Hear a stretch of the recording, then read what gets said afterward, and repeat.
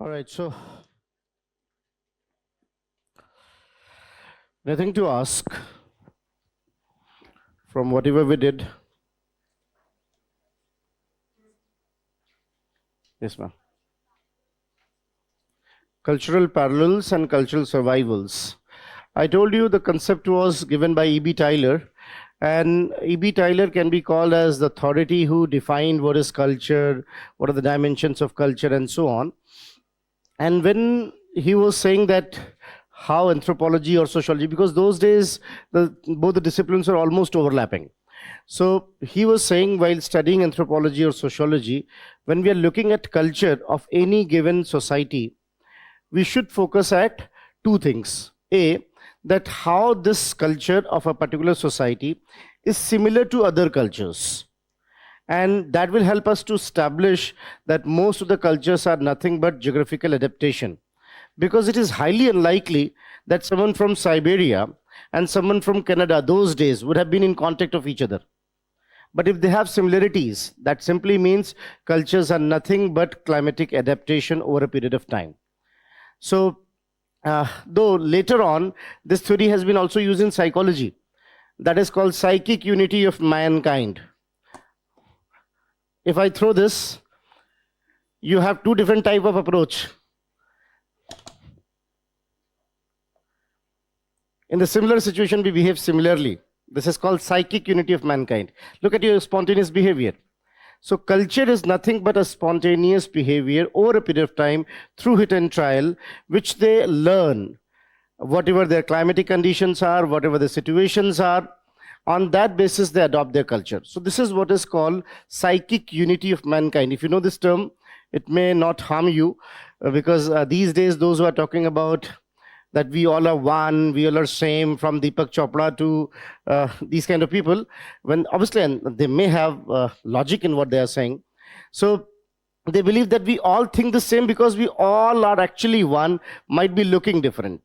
So this is called psychic unity of mankind, and that has been proven by Tyler. So cultural parallel simply means two different places having two different culture, similarly because of similar climatic conditions. That establishes that culture is nothing but a response to geographical challenges. Cultural survivals are across the time.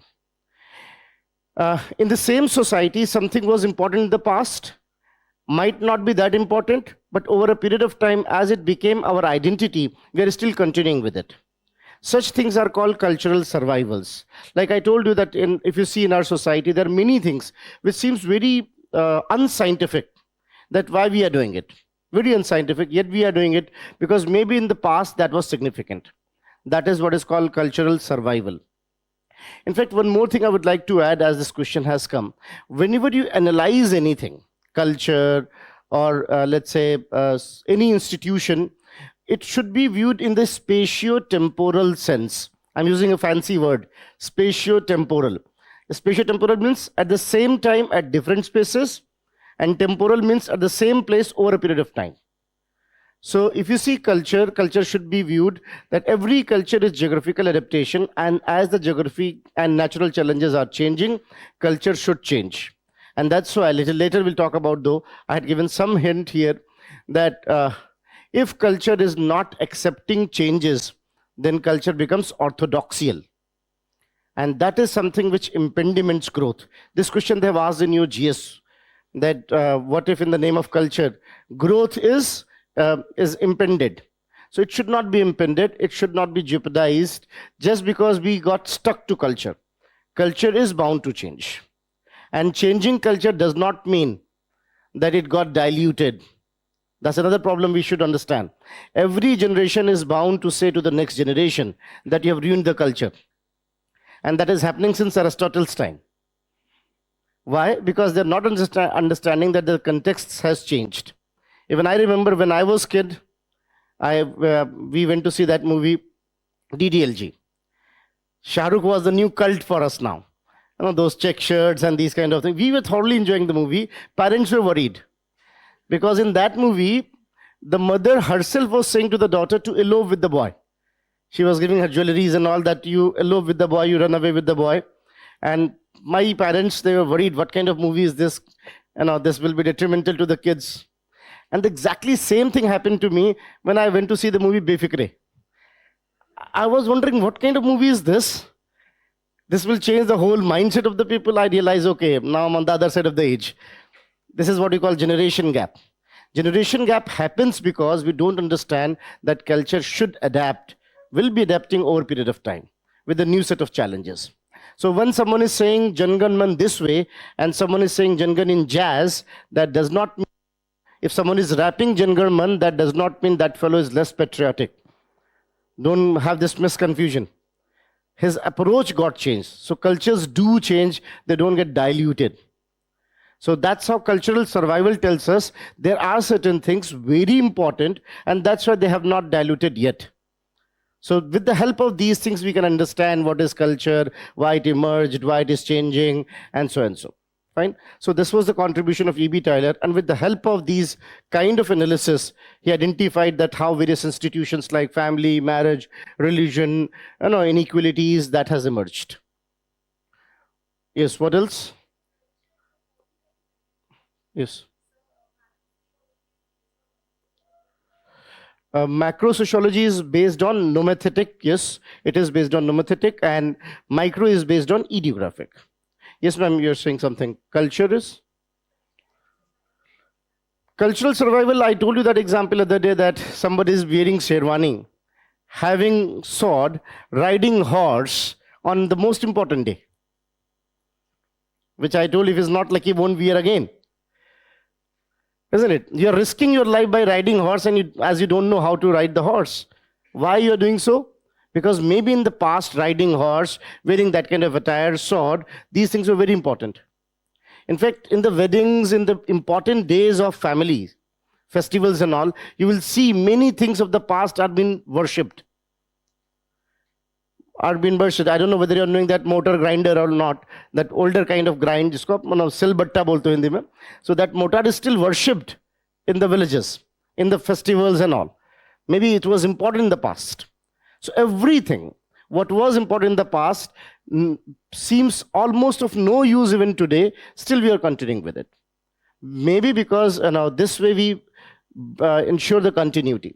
So even in Islam, I told you that doing waju, people do waju. Waju is kind of cleaning hands before offering the namaz. And the rule of waju is that you should take some water and should wash entire hand, because Islam grew in that area where there was dearth of water. So still people do waju if you go to there, but tap is open. Now this is something, it is called cultural survival, because in the past it was important, so it continued. Each and everything. Whatever, in society you see, there are many things you are doing in the society which was important in the past, might not be that important today, yet you are doing it. So they are called cultural survivors. There are several examples around us. Yes, what else? Theories of middle range, as of now, we have just referred it. So I will say that when we'll do the Merton, then we'll do it to the great length. But as of now, Merton was saying, don't go too micro, don't go too micro either. Somewhere stay between. Too much of videographic is also not good. Too much of nomothetic is also not good. So we should be somewhere in between, talking about function, dysfunction, both. Talking about unity, disunity, both. And so, right? So we'll talk about in detail also, we'll talk about Merton. According to Herbert Spencer,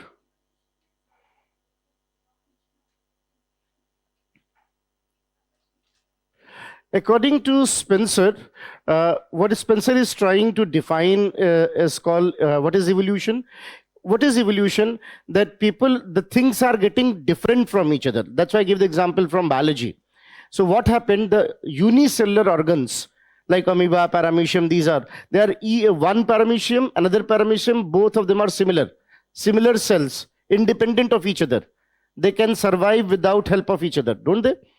So one cell, another cell, they can survive. But in our case, one cell here, one cell here, they are different from each other, yet dependent on each other. They can't survive without each other. So what is happening? Something similar and independent is getting differentiated and dependent. This is how evolution happened. So this is how he tried to say evolution is the twin process of differentiation, integration together. I just referred while talking Spencer, but don't worry, Spencer is not in our syllabus though. But knowing this definition of evolution definitely is going to be useful. Fine. Yes, what else? Structuration is the concept given by Anthony Giddens, and he was referring that when we trying to understand, like macro sociology is saying, look, Sunil, as a teacher, read only the concept of teacher. Micro sociology is saying that, look, Sunil, how uniquely behaving. Structuration says, look, Sunil, as a teacher, to what extent equal to the concept of teacher and to what deviating from the concept of teacher. So now you tell me tomorrow, what if I am wearing a red shirt and yellow denim and something very funky kind of shoes? I'll say, teaching is structuration. The concept of teacher in your mind, and then my behavior has been gazed into that. This is structuration. Most of the time we do that. Jenny is saying, sir, I think ये mic में अभी तो शुरुआत है. We are just warm. So structuration simply means by looking at agency, by looking at that individual or the group, trying to understand, like by looking at this, I'm trying to understand the idea of class. What extent this class is identical to that idea, and to what extent it may be different from that idea. This is what we call structuration. And most of the analysis these days we are doing is based only. Fine. What else? Sir.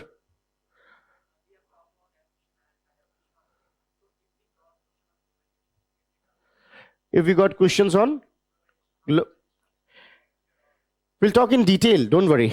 Intense topic when we talk about social change, because his question is valid, that what about the impact of globalization? Even globalization has changed us, no doubt. Materially, in the material sense, we have changed a lot due to globalization. But in non-material sense, it was not that easy. So interestingly, in fact, we'll talk in detail, but as he has asked, and I think his first question, so I am respecting that. So as per globalization, we thought in 1990s, the whole world will be one similar unit. Everywhere, same culture, same behavior and all. In fact, I'll tell you a little later, there's a book on that called End of History, Fukuyama, which believed that the whole world will be less or more similar. But by early, you can say first decade of 21st century, we realized that globalization is creating another problem. So when globalization was changing you with the new technology, social media, phone, television, that was fine. But the moment globalization attacked on your culture, you retaliated. That's why Alvin Toffler, almost in 1997, 98, that time if you see, it was predicted by the followers that in future something like radical religious terrorist organizations will come. Why? Because if I feel that you're attacking on my culture, I will try to retaliate in my level best. So what is happening now? You are promoting your religion, you are promoting your identity with the help of WhatsApp. Isn't it interesting? So materially you accepted globalization. You are using, in fact, one of the very good example of effect of globalization, I often say in my home itself, my mother often says, Alexa, Hanuman Chalisa lagao. Now we are using AI, Alexa, and listening Hanuman Chalisa. Materially we accepted that. This is the first thing I often hear. Half slept. So वो Alexa को command है, AI command है, and that is what? For those chant and mantra. So materially we accepted Alexa, no problem. But when it comes to culture, she's not listening now the hip hops and these kind of things. So materially culture was accepted, non-materially it was not, and that's the reason why we witnessed this confrontation. Religious groups has increased, religious tone has got changed, cultural tones have got changed. We'll talk about it, don't worry, it's a full-fledged topic. And that's what is also called popularly, my friends, globalization. आज हम सब globalization पे हैं. So we are using both the things. In fact, yesterday I went to a wedding and DJ played Daspacito and then immediately mixed one song, Theek Hai. Those are from Northern India can understand. When this was mixed, I said, this is localization. This is a very good example that from Spain to suddenly Bihar. This is how it was connected. We will talk about it, and this is what, that's why I told you that almost every year they're asking question on that development and dependency. This is a topic from where almost every year one question is asked. So we'll understand there what is impact of globalization on culture. Fine. Yes, ma'am. I'm afraid. Scope of sociology. Oh, loud and clear now. Fine. So when it comes to scope of sociology, I told you what is scope. Scope simply means what we are going to study and how we are going to study. So scope has two things: what you are studying and how you're studying. In how, we have discussed how should be studied in two ways. Earlier thinkers or earlier sociologists like Comte, Durkheim, they believed we should look at macro view, that how social institutions are, how the classrooms are, how the religion is emerging, how state is emerging. So let's look at the institutions. However, subsequently it was said, then all institutions are alike, what is the point of studying it? We should be also looking at that despite being all class in vision, how come each class is different from each other? This is micro. So I told you nomothetic approach says what? Let's understand how they are similar, irrespective of differences. And ideographic says how they are different or unique. So what should be studied? Initially, people like Durkheim called macro. And that's why I said we should study what is called social physiology, social morphology, and general sociology. General sociology will talk about rules and principles. Morphology will talk about structure. And physiology will talk about functions. While Weber said, no, we should look at interpretative sociology, that why people are unique, why they are behaving in that particular way, and so and so. So this way we got two ways to look at sociology, macro and micro. This is how. And what should be studied? I told you initially people were saying that we should look at structure and function. Then Marxism came and that said that we should also look into what is called the conflicts inherent in the system. Then we got interactionalists. They said, no, what is important is that how people are interacting and what guide those interactions. So these things are subject matter which went on evolving. So whenever question is asked, scope of sociology or nature of sociology, so you have to understand how and what. How may we got two things, and how it has evolved, that this also should be studied, this also should be studied, this also should be studied. Making sense? So this is how we got when we talk about scope of sociology. Fine. Any other thing? So moving ahead, in the previous classes, we have understood so far. Yes, sir.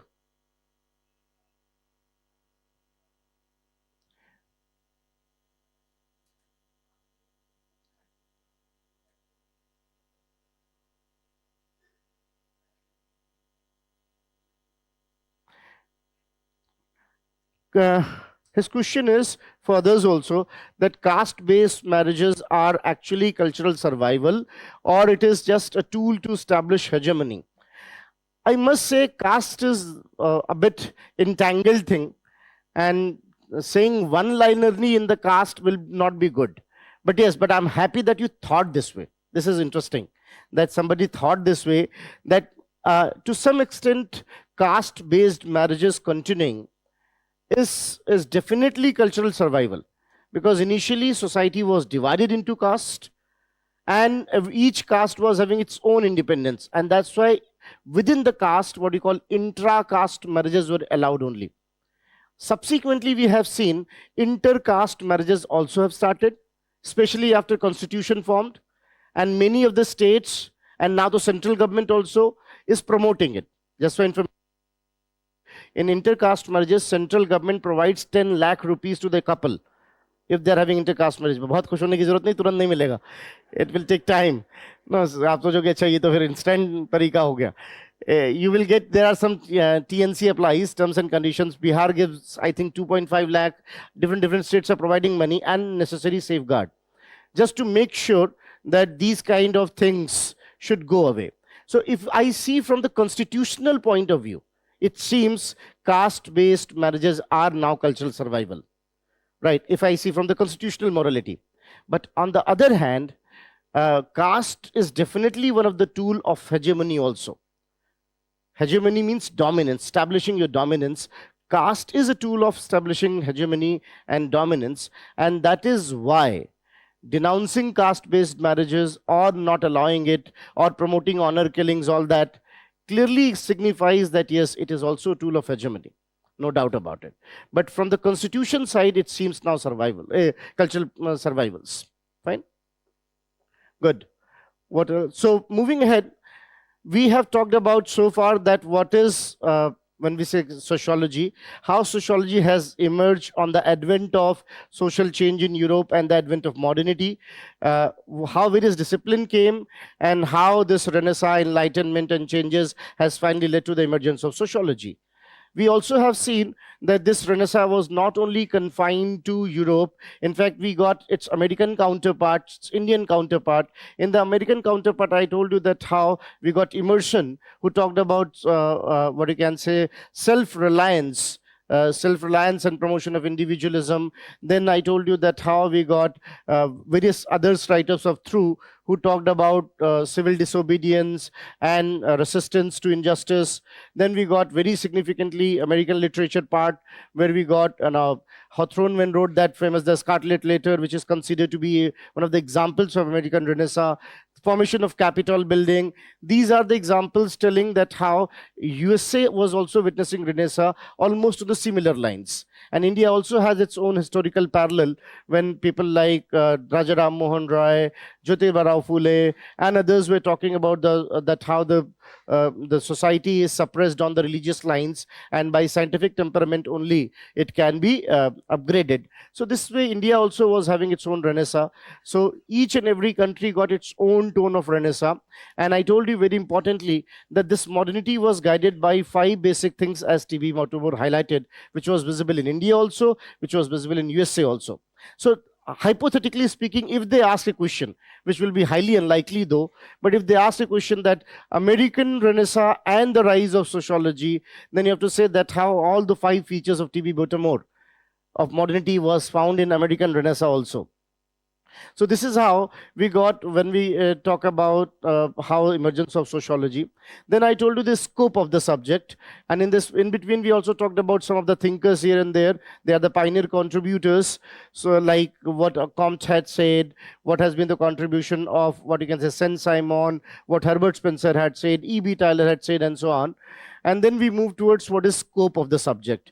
In the scope of subject, we talked about that what exactly it means when we say scope. Scope means 2 things, that how that subject should be studied and what we should study in subject. How we got 2 branches, one is called macro sociology and micro sociology. To start with, we got macro sociology, which was promoted by Durkheim. And Durkheim believed we should look at the social institutions, social facts, and that should be viewed in 3 ways: social morphology, social physiology, and general sociology.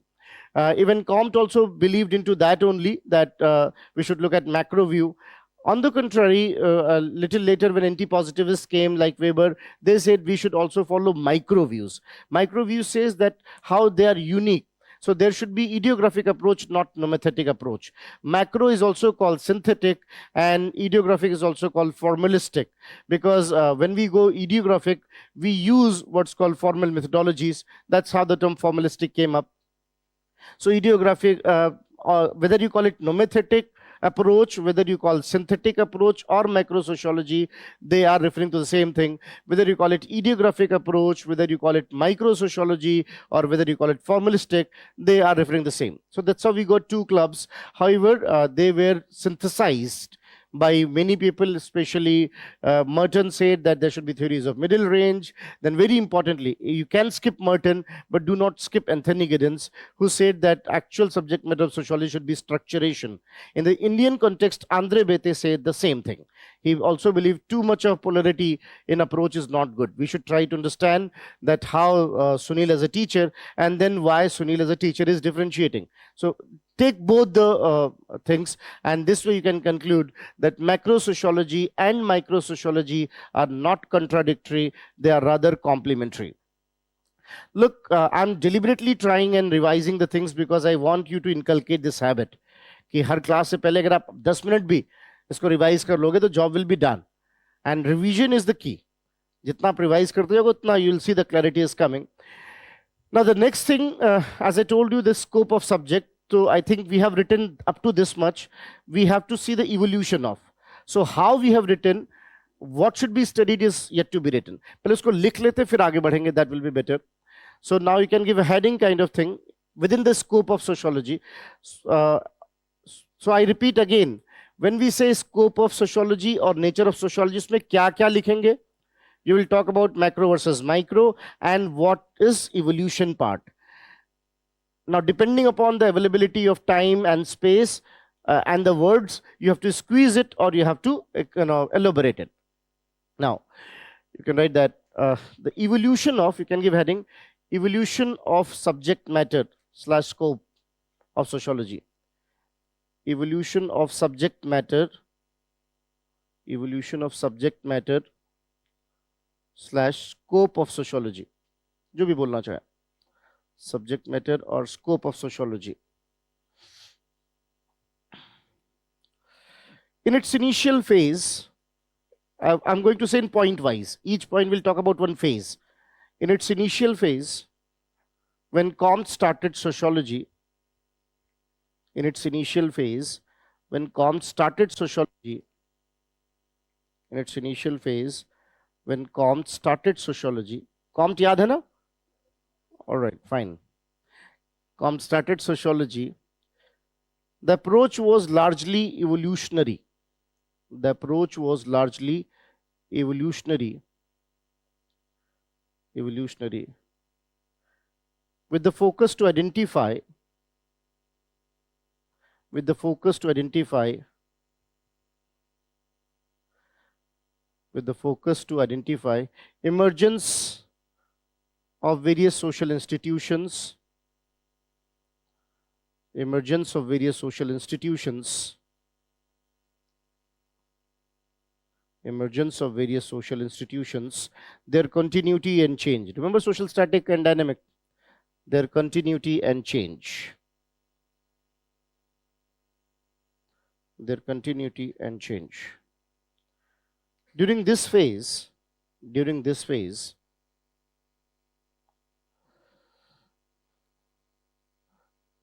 during this phase, the impact of anthropologists was fairly observed. The impacts of anthropologists,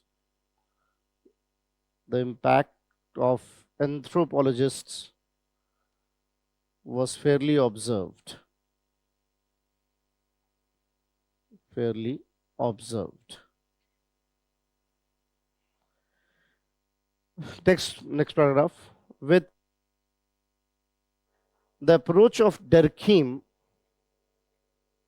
with the approach of who established Department of Sociology, who established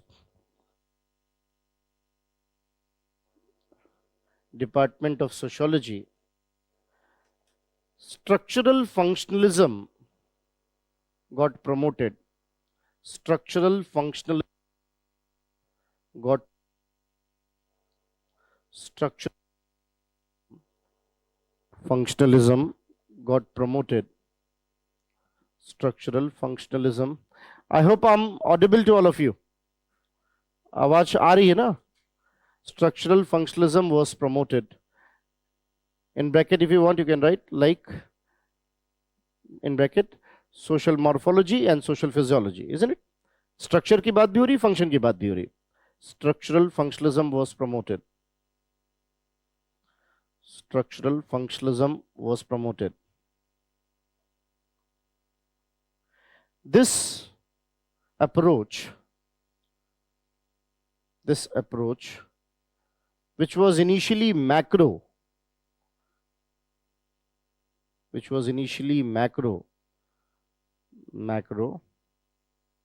focusing at social facts,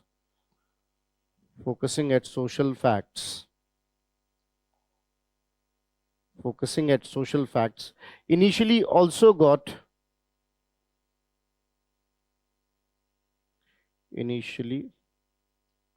after from comma, also got both macro and micro, also got both macro and micro, both macro and micro outlook after Weberian explanations.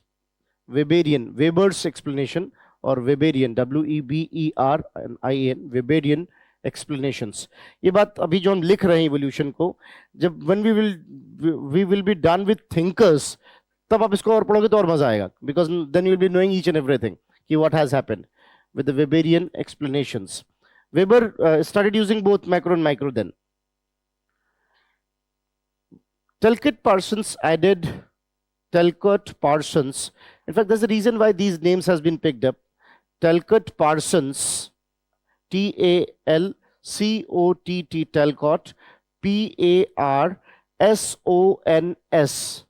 Talcott, Parsons, Talcott Parsons. Talcott Parsons added social actions,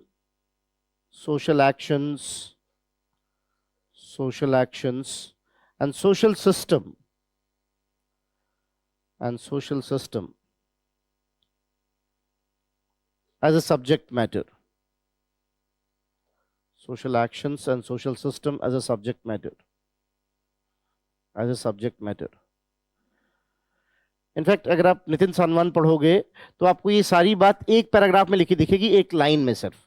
Why? Because he might have thought कि in few words how to write. Here I'm elaborating a bit so that you have ease कि हाँ कैसे इसको करना है. The next you can write that at the same time, on the other hand, next paragraph is at the same time, on the other hand, Marxist approach highlighting conflicts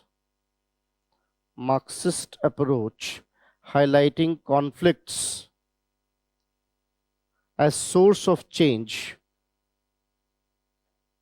This is one statement, conflict as source of change, to be subject matter of sociology. Subject matter of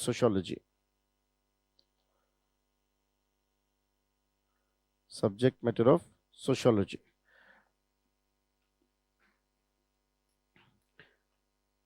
Later on, within this Marxist approach,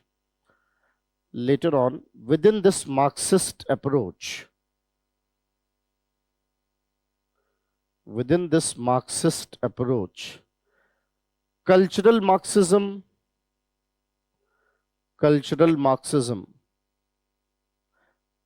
So, sir, now here is the point. Caste marriage, isn't it cultural hegemony? So, cultural Marxism, they identify these things, that how in our culture, in our day-to-day life, this dominance and subjugation is in a way codified, and we accept to be true. We accept all these things to be true, right? So nobody asks, why one is supposed to do all these things and others are not supposed to do anything. Why this kind of, so we'll talk about it. So if you look cultural symbols around us, they say that how the exploiters and the exploited. So each and everything, that is what is called cultural Marxism. So cultural Marxism and feminist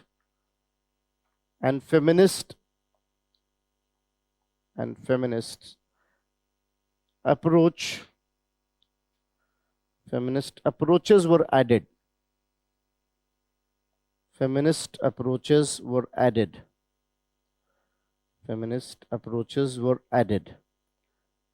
So this is something, that's why feminism, cultural Marxism, they are part of Marxism itself.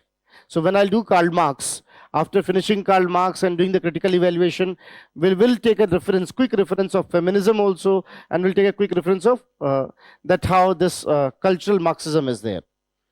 The next, Adorno, remember Adorno? Adorno is a very good example of cultural Marxism. The next, uh, by by 1930s, next paragraph you can write, by 1930s, the next one, by 1930s, by 1930s, interactionalist perspective, interactionalist perspective. Remember, life is a drama and all that kind of thing. Throughout life, you do only one thing. Throughout life, you do only one thing, and that is called impression management. I'm not kidding. Throughout life. And you know what? We all are having statuses, social statuses, and we all are having social roles. Like here today, I'm playing what in this moment? Role of what? A teacher. So that is status. Status is of being teacher. And what is role?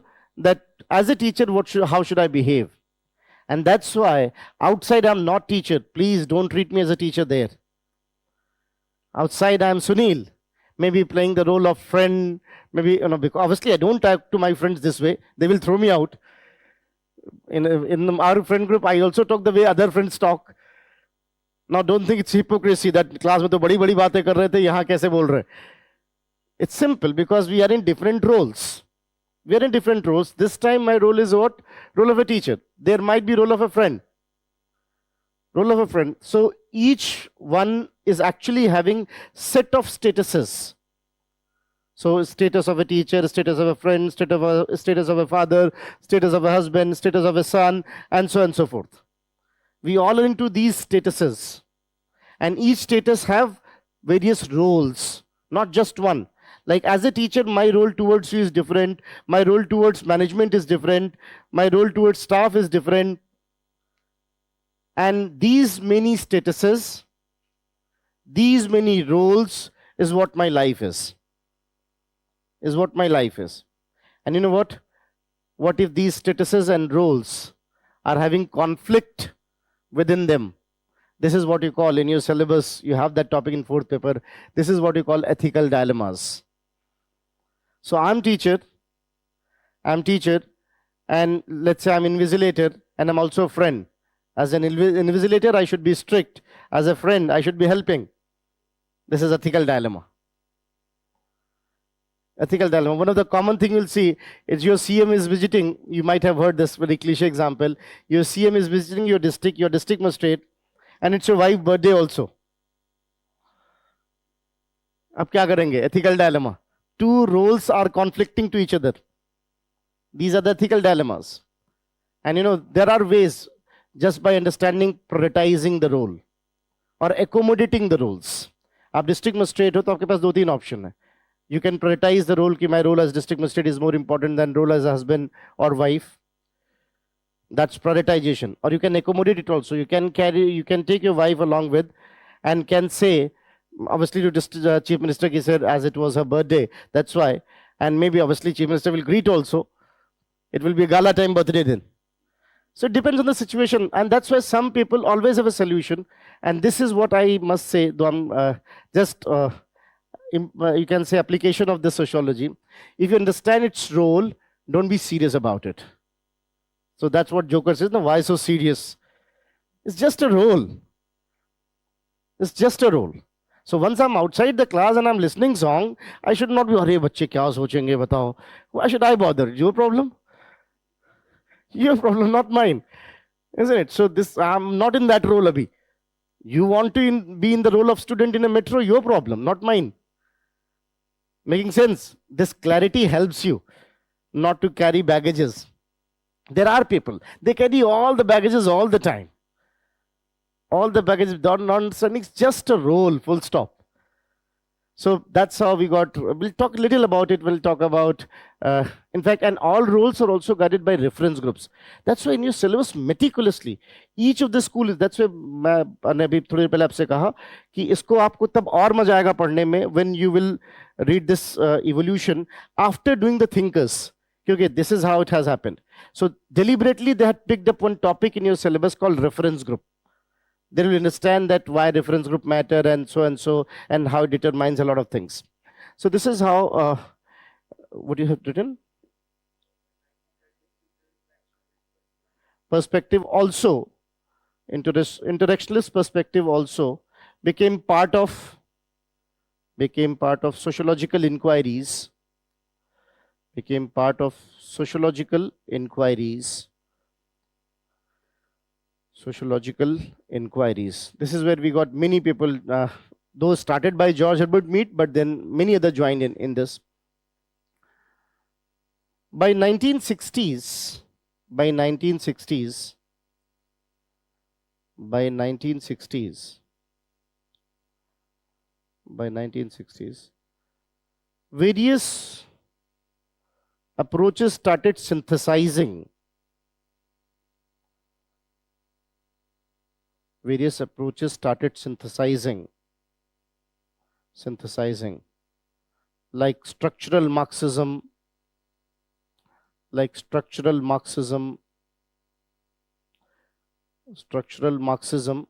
promotion of new structuralism,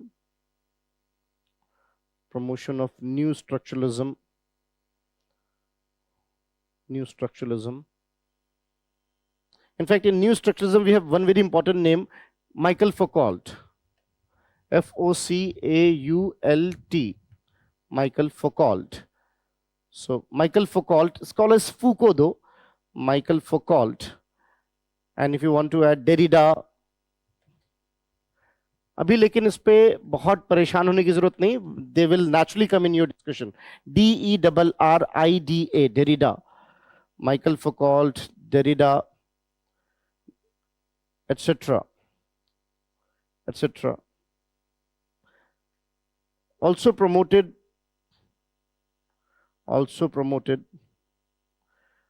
new structuralism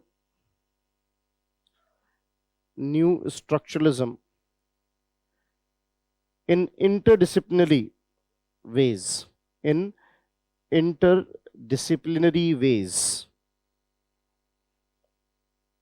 Derrida promoted new structuralism in interdisciplinary ways.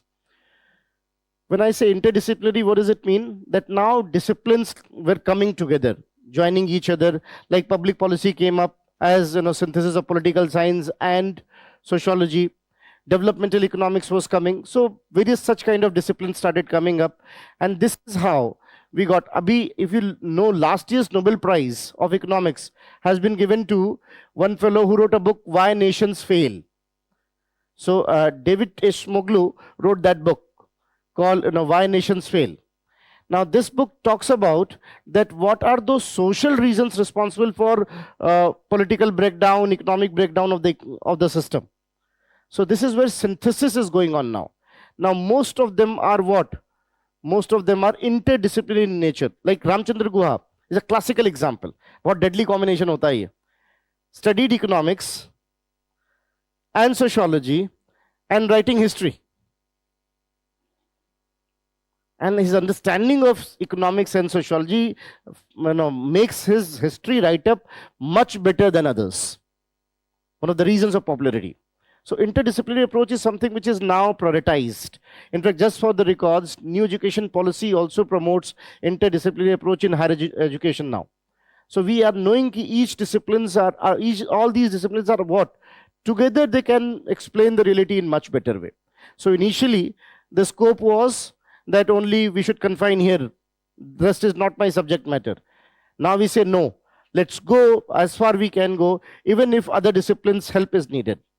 So this is how we got when we talk about what is the scope of sociology. So if the question is asked and you have only 60, 70 words to write, so there should be visibly two paragraphs. One is talking about how, that is macro and micro, and second is about what.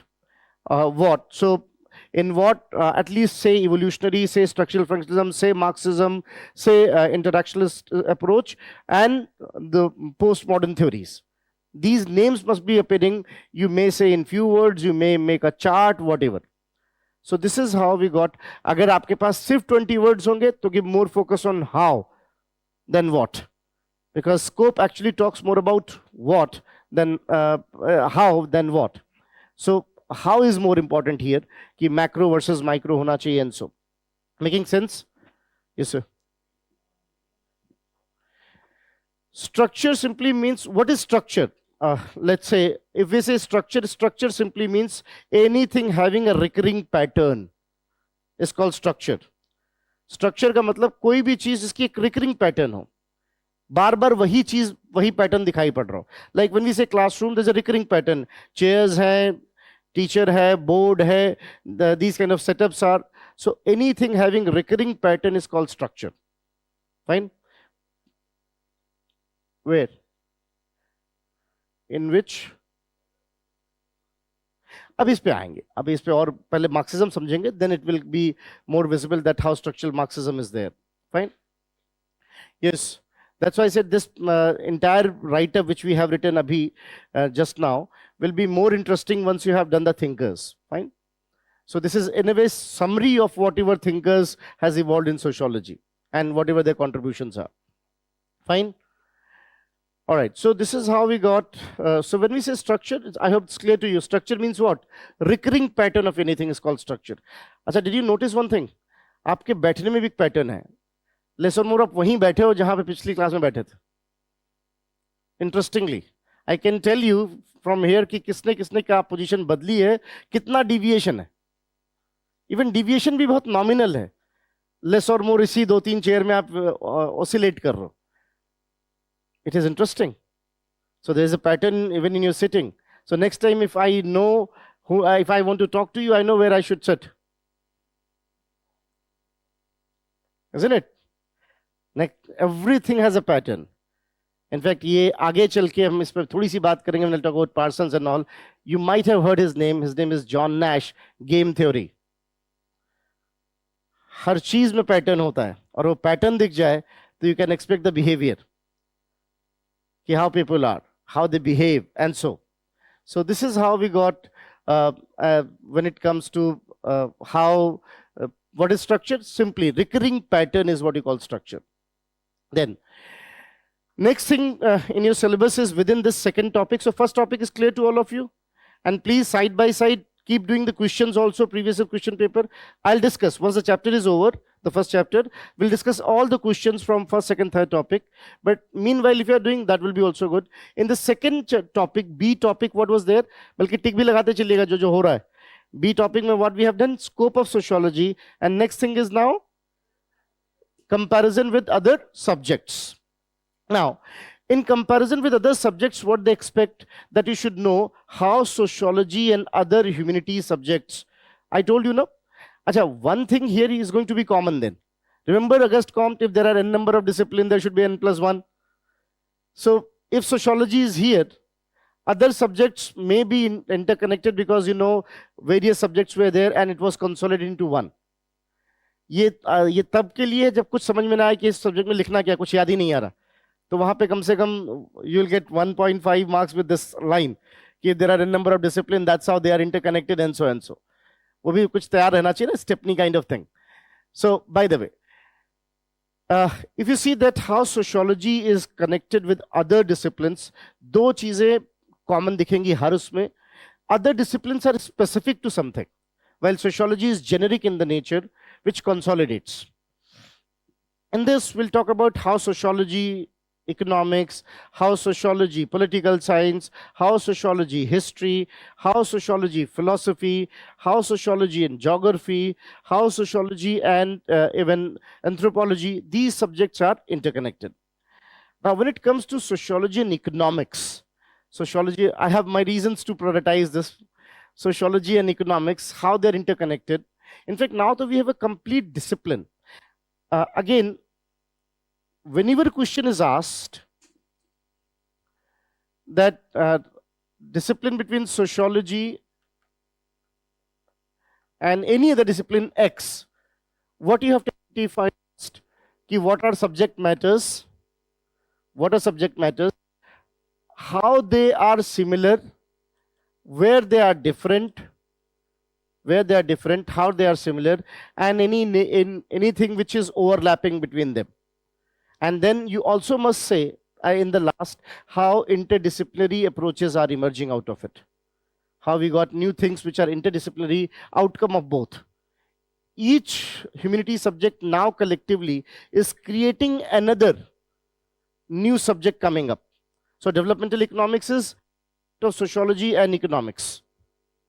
Like last year, I told you the economics prize given to this fellow Doron. Last year was given to Claudia Golden. Claudia Golden is a feminist. And what she identified, how females' economic chances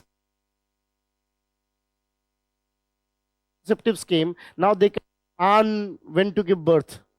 Before that, it was. And that's why this one thing has increased manyfold the chances of economic empowerment of the females. This is a Nobel Prize, Claudia Golden, that how this one thing called contraceptives had turned to be some very favorable economic empowerment of the woman. So things are what? Sociology and economics are right. When we talk about, whenever the correlation is asked, first thing, what are the subjects? Second thing, how they are intersecting. Third thing, if they are different. And fourth, what interdisciplinary thing is coming out of it. That should be the order. The first is sociology and economics. Sociology and economics. Now, in sociology and economics, if I say, pehle sun lete hain, then write, don't worry. What is sociology? As you know, sociology is a scientific study of various social institutions, their processes, their continuity and change. At least ये तो thumb line है जो आपको हमेशा use रहनी चाहिए थी. Sociology is a scientific study of what? Social institutions, their processes, continuity and change. This is what you can say is the definition of what is economics. Economics tries to understand production, redistribution and exchange of all those goods and services whose resources are limited. This is a cliche example of, I think, still,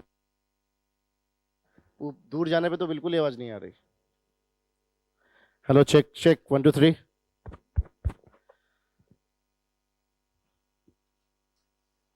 Because online students को ज़्यादा दिक्कत हो रही है ना.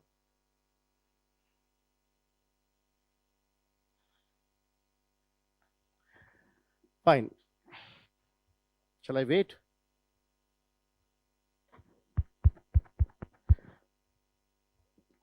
So, when it comes to sociology, what is sociology? You know the definition: scientific study of social institutions, processes, continuity and change. What is economics? Scientific study of the production, redistribution, exchange of all those goods and services whose resources are limited. This is classical definition of Adam Smith. Adam Smith, who's called as father of economics. He wrote that famous work, that Wealth of Nations, an inquiry into the nature and causes of wealth of nation. Now, initially, both the disciplines, let's say if I talk about economics, both the disciplines were positivistic. And economics believed on the data, facts and figures. And there was a fellow who can be considered as intersecting place. His name was Karl Marx. Karl Marx was actually an economist. Very few people know that he did his PhD in economics from Berlin. So he was student of economics. यहाँ तक थोड़े हम common दिख रहे हैं. So he was only, student of economics, but subsequently he joined to humanities and other things. And in fact, they say that he threw his economics degree also later on. But most of the things are economic. When he said Das Kapital, book itself is talking about economy. Karl Marx believed, sir. All right, so now when it comes to economics, in economics, when Karl Marx talked about this, and according to Marx, economics makes the base, economy makes the base of everything on which various superstructures are built. So various superstructures are built where economy makes the base. Everything at its core, it's economy. So that's why I told you, आपको क्या लग रहा है मैं पढ़ाने आया हूँ, पढ़ा के कमाने आया हूँ, isn't it? All social institutions are based on what? Economic interests. Economy makes the base on which various superstructures are built. So if you ask anyone why you are doing so, you will see that somewhere in the core, be it religion, political institutions, even why you're studying sociology, somewhere core, job, bread and butter. At the core it is, and on the fans will say, no, I want to serve society, that's why I want to join civil services. Isn't it that kind of thing? So you may use fancy words, but at the core it is economic interests. So he was the one who said this economy makes the base, and economic reality determine the consciousness of the society. Because before him it was believed consciousness determined the society. He said no, it is the economic reality which determines the consciousness. So the way we are, the way our economic interests are, that determine the reality, that determine the so-called understanding and consciousness. We'll talk about this little more in Marx, and that's why Marx believed when you want to understand anything, look at what is at its base, because on that base structures are built. That's why there's a very good line in Urdu that says, Naram आवाज भली बातें तसफ्फुफ लहजे पहली बारिश में रंग उतर जाते हैं. So the moment economic interests got changed, people do change, societies do change, institutions do change. Don't feel bad about it. It's all about economic interests. He said, economy makes the base on which various superstructures are built. So your religion, your political institutions, family. In fact, in family also, we'll talk about it. That's why the moment you start earning, you are behave differently. They start behaving differently. Abhi you are how many phone calls you're getting from your relatives? Hardly. And the moment you become IS, happy birthday to you, beta. Happy birthday to wife, beta. Happy birthday to your son, beta. Happy birthday to your dog, beta. I'm not kidding. You just post it's your dog's birthday and you'll get midnight calls. Why? Simple. Be your liability, then you will be asset. Don't feel bad about it. Don't feel bad about it. So next time if you are thinking, no, they are loving me, better. So again, I'm not saying that completely disown them. Don't disown them, but understand this thing. So he says economy makes the base on which various superstructures are built. And this way, he said, to understand social institutions, to understand their continuity and change, economy makes the base, or understanding of economics will be very useful. So if you understand the economic things, if you understand how modes of productions are, how things are produced, modes of production simply put means how things are produced. So how things are produced, that determine how your institutions will be. So why family got changed? Why initial joint family? Because family was unit of production. Together we cultivate agriculture. And then came industries. You got your own job. Now what do you want? Family is only unit of consumption. So you want family should be smaller now so that your cake is bigger. Simply putting, family got changed. Simple why? Because from unit of production it shifted to unit of consumption. Now again, it is just a perspective. Don't consider it as a whole truth. That's on the day when I said elephant is cylindrical and serpent-like. So Marx believed that economy and sociology are interdependent to that extent that without economy you cannot understand social institutions, their structure, their continuity and change. Making sense? At the same time, Weber also highlighted one thing, which was just the opposite. You know what? Across the globe, most of the capitalists are either Jew, they are Protestants. If you see in India, Jains. Why it is so? Because their religion, their society promotes certain ideologies and principles which help them to grow. Like Weber has studied it. We'll talk, that is in your syllabus again. And Protestant ethics and the spirit of capitalism. Weber studied, most of the religion believe what? That this world is not real. Somewhere else a real world is.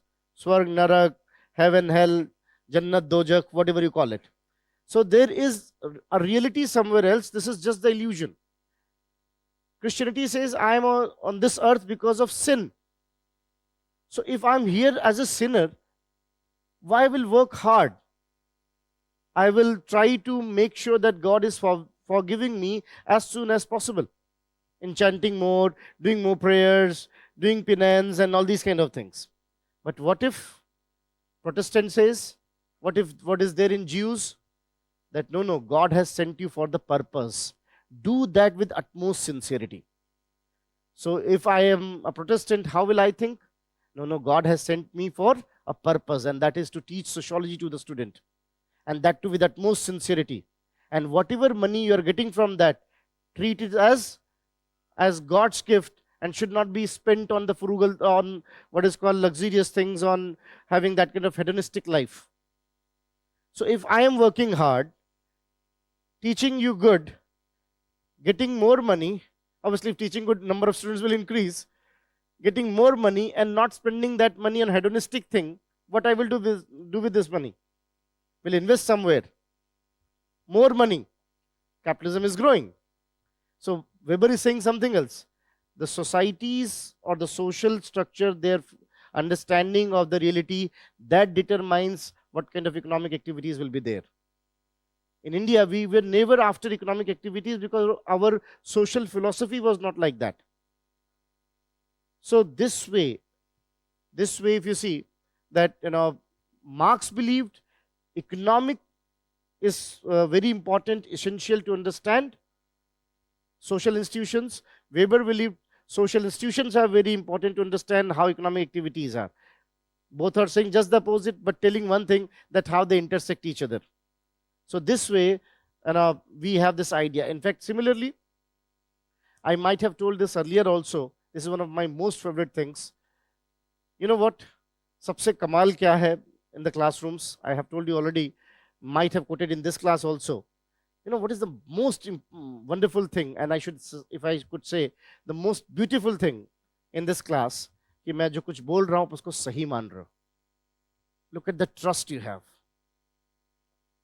Isn't it kind of respect? And that's why गलती से भी गलती नहीं होनी चाहिए. And if there, I must accept it ASAP. कमाल का trust है कि मैं जो कुछ बोल रहा हूं सब सही मान रहा हूं.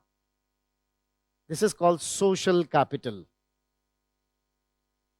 Pierre Bourdieu said that even economy also is dependent on social capital. So it is also kind of capital. Have you ever noticed this way? है नहीं बड़ी बात. मैं जानता हूं बाहर किसी की बात का इतना भरोसा नहीं करते आप. I know you. But here what I'm saying, you're accepting. You're accepting. This is something which is wonderful. In fact, I often say, you might be RBI governor, but your son, whatever teacher had said in the class is more important. नहीं, तुम गलत हो सकते हो, वो गलत नहीं होएगा. The teacher is not wrong. And that's why with all teachers, this responsibility comes. That they must not breach this trust. आप सोचो, मैं आपसे कहूँ अपना पैसा मुझे दे दो, आप नहीं दोगे. बैंक में रख के नींद आ जाती है. Look at the trust. When needed money will be available. यही तो? This is called social capital. In fact, they have asked in your PT also what is social capital. Social capital is that mutual trust through which. So look, in fact, you might have seen how in the villages, people contribute 1 rupee, 5 rupee, 10 rupee in the wedding. And that makes how much? How much? 2 lakh, 3 lakh, 5 lakh. And people know when it's my daughter's wedding, that money will come back. With this hope, I'm giving this. और वो trust breach नहीं होता. लोग घरों में क्या कहते हैं, भले जाना, खाना मत खाना, कैसे भी ये पैसा पहुंचा दो. This I have to. This I have to. It is very natural across the country. This is social capital. The mutual trust we have. Again, Pierre Bourdieu is saying that economic activities or economic capital cannot be formed without this social trust. With this social trust. All the activities are outcome of these kind of social trust, and how these social trusts are built, this we understand in sociology, which makes understanding of economy better. So Pierre Bourdieu is also highlighting, so I said 3 names now. One was Karl Marx, giving economy as the base. Second was Max Weber, saying society determines the economic activities. Now third is Pierre Bourdieu, who believed that to understand economic activities, social understanding is something which is important, because with the help of society, with the help of understanding social institutions, their functioning, we can understand economic activities and their outcome better. In fact, that's why आपके जो 6 topic में एक हम पढ़ेंगे भी, that is called social determinant of economic behavior. कि what determines the economic behavior socially. So what are the social determinants of economic behavior? So it was Pierre Bourdieu. Pierre Bourdieu, he is famous for this idea of social capital. He was the one who defined 5 types of capital. Is cultural capital, social capital, human capital, fixed capital, these kind of classification given by him. So when we talk about capital, he said, so social capital itself is very important, and that's why to understand economics, understanding sociology is almost unavoidable. This is his conclusion. Economics समझने के लिए आप sociology के बिना नहीं चल सकते. If you're not understanding social institutions, their functioning, you can never understand economy in its true sense. It will be very shallow. So this way we got Pierre Bourdieu talking about it. Subsequently, we also got, as I just told you, that around 1970s, when Keynes and other people came, it was also realized that ultimate objective of economy is what? Ultimate objective of economy is not just growth, it is development. When everyone is getting benefited, that is the ultimate objective, and that is not possible. That is not possible unless and until you're having sociological understanding. So this way, by 1970s, various people, including your, let's say, Friedman and many other thinkers in economics, they started believing that economics cannot serve its purpose unless and until you have better understanding of social institutions with the help of sociology. That's why जो भी economics से पढ़ते हैं वो sociology पढ़ते हैं. It's one of the paper they study, how social institutions, factors, and so and so. Management में they study sociology. In fact, now that we got a new discipline coming up called social entrepreneurship. So this is how we got this idea of how economics and sociology are interconnected. Needless to say, I'm tilting more towards sociology, how sociology is more important. But in a way, you can say they are interconnected, they are intersecting. So first thing we have done, what are their subject matter? Second thing we have done, that how they are intersecting. Third thing, how they are different. Economics by its nature is still specific, identifying specific subject matter, while sociology is generic. Economics is still positivistic, data driven. आज भी economics अभी data driven ही है. हालांकि those who are from economics background might be knowing कि after 2008-9 we also got a new thing coming up called behavioral science economics. So behavioral economics is more of you can say based on behavior of the people, but still economics is largely data based. So approach is largely positivistic. और जितने बड़े centres economics के from Cambridge to Harvard सब इस पे debate कर रहे हैं कि अब to what extent it should remain positivistic और शुड मूव फर्दर. So अभी भी the fundamental difference between economics and sociology is that economics is by and large positivistic, data based. You understand positivistic now? By and large data based. On the basis of data you make conclusion. हालांकि कुछ चीजें शुरू हुई, जैसे एक term आपने भी सुना होगा, nudging. Nudging is what? Where by changing your human behavior, I get expected economic result. जैसे cleanliness को लेकर nudging हो. So nudging का मतलब मैं आपसे ये नहीं कर रहा हूँ कि do this, but I'm promoting you to do that. So vote and there will be Starbucks coffee 20% discount. So I'm doing nudging actually. I put that, I know these people are selfie lovers, so I made a selfie counter at a campaign booth. So whenever the voting was taking place, I had what is called a selfie counter. इसी बहाने लोग जाएंगे कम से कम vote देंगे. This is nudging. In fact, you will read this term in governance maybe, that these days we believe don't give what's called direct orders. People are not going to follow it. Nudge them for it, and they will be following. So this way we got, when we talk about how economics is still positivistic, data driven, while sociology has become more interpretative. When data is analyzed. So these are differences. There are two major differences. One is positivistic, was interpretative, One is generic, one is still specific in its approach. Now, both of them has come together now to make discipline that is called developmental economics. And in last few years, Amar Sen is a developmental economist. अगर पिछले 7-8 साल में economics के Nobel prize सिर्फ developmental economics में मिले. Abhijit Banerjee is a developmental economics. Darren Ashmeklo is the Why Nations Fail is a developmental economics. Amartya Sen itself is a very good example. He was the one who defined poverty and all. यहाँ पे दो और बातें हैं which is related to economics and society. Even which kind of economic activity is justifiable and which kind is not is also determined by what? The ethical values of the society. Some things are considered good, some things are not considered good. Don't you talk about ethical business all the time? Ethical business, where the business should be done with ethics, with this, not just profit oriented. Some business should not be done. That's why certain businesses, certain economic activities are criticized, not allowed. So isn't society also determining that ethical dimension? That ethical dimension determines what kind of economic activity should be there. So this way, economics is to great extent. Now I'm concluding. Economics to a great extent is dependent on sociology to understand the direction in which they should progress. Direction is coming from society, and that's why scientific study of society will be useful to understand that. So developmental economics, like Claudia Golden is there. These are the names: Amar Sen, Abhijit Banerjee, Jean Draw. I don't know whether you're knowing about Jean Draw or not.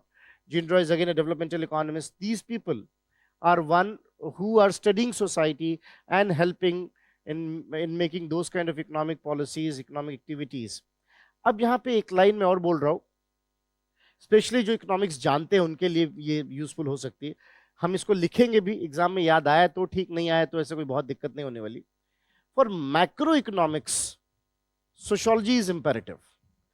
Might not be that significant in micro.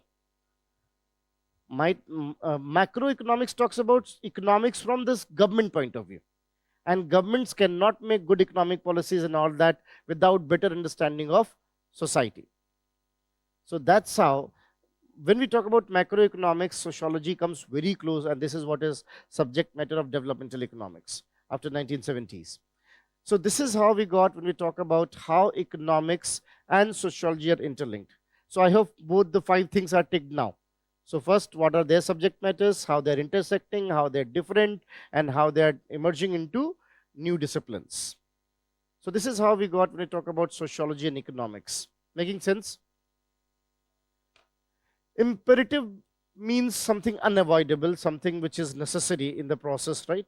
So it is imperative that you should work out to lose weight. Kind of.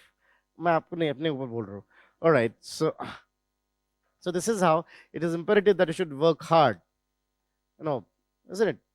So this is how imperative for the purpose, necessary in the process. That's how the term is. So this was about economics and sociology. Making sense? Let's write it and then move further. You can say that, you can give heading sociology and its relations with other disciplines. Sociology and its relationship with other disciplines. Other disciplines. In that you can write that. As Auguste Comte rightly said,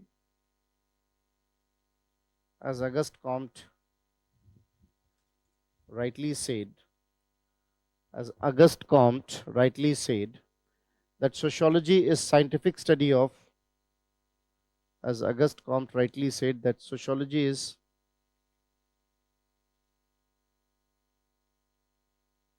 scientific study of various social institutions.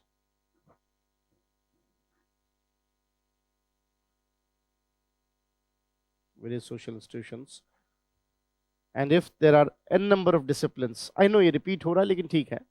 And if there are n number of disciplines,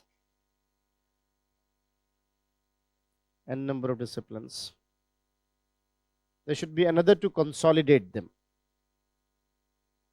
Another to consolidate them, and thus sociology. Another to consolidate them, and thus sociology. And thus sociology. Thus sociology. Is the reason why, after comma, is the reason why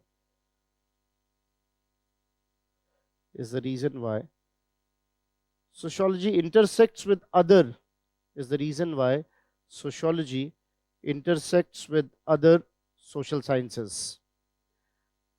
अब ये fit for all है, सारे ही question में fit बैठेगा.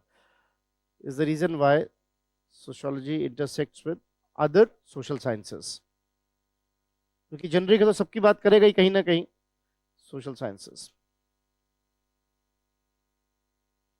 Now you can give heading sociology and economics.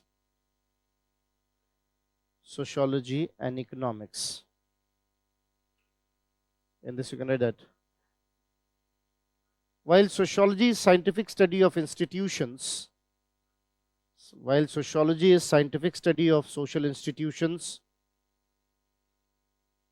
sociology is scientific study of social institutions,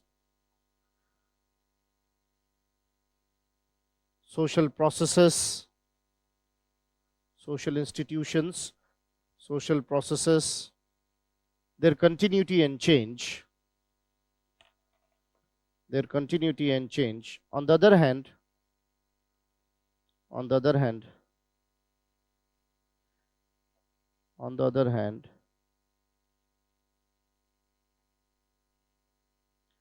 economics is scientific study of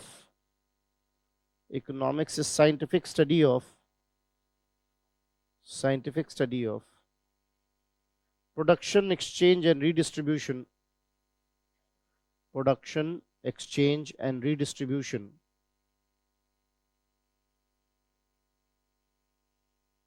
of all those goods and services,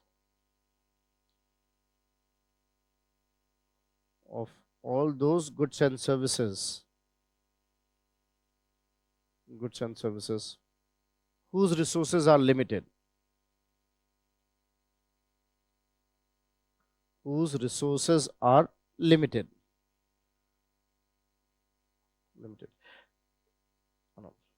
In bracket you can write that this is something which was said by Adam Smith, no? So in bracket,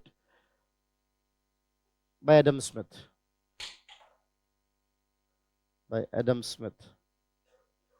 So Adam Smith की तरफ से ये आपको definition मिलती है कि हाँ, scarcity is something which is, so by Adam Smith. And Adam Smith wrote that famous book, Wealth of Nation, an inquiry into the nature and causes of wealth of nation, by Adam Smith. Both the subjects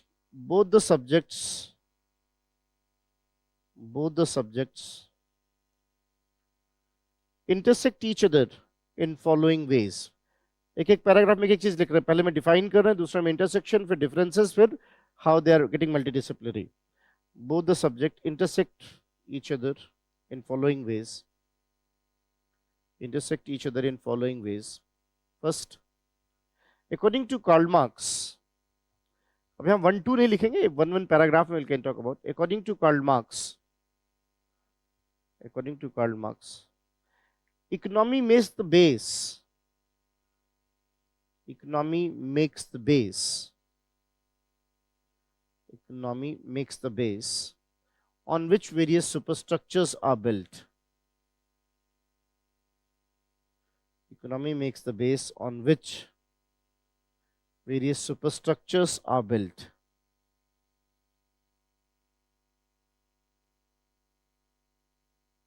इसलिए that's very good line, if I could quote from cultural Marxists, that never trust for what one say, trust for what one do.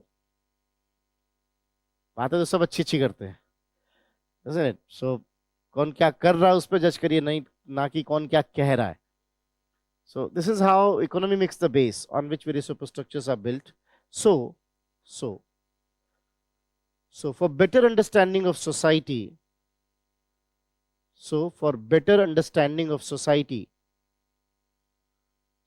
for better understanding of society and her social institutions, society and her social institutions, society and her social institutions, understanding of economics, understanding of economics is needed. The way capital is formed, who controls it, understanding of economics is needed. Is needed. Fine. On the other hand, चाहे तो अगली paragraph से लिख सकते हैं, continuity में, it's up to you. On the other hand, according to Weber, according to Max Weber, according to Max Weber, according to Max Weber, it is the social philosophy and the social understanding. It is the social philosophy and social understanding. It is the social philosophy and social understanding which determines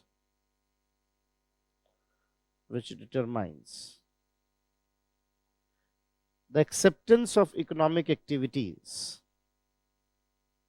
acceptance of various economic activities, acceptance of various economic activities.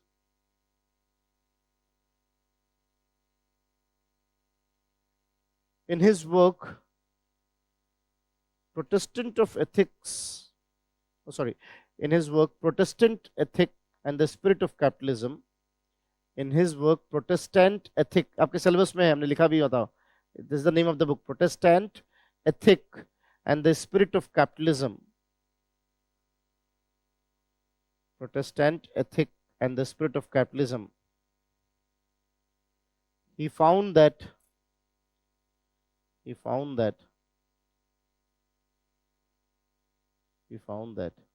social guidelines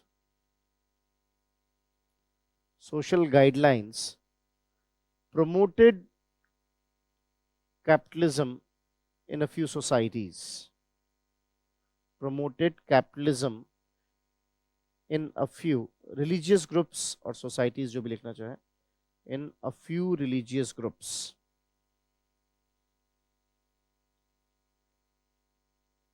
This interrelationship or bearing, जो भी लिखना चाहे, this interrelationship or bearing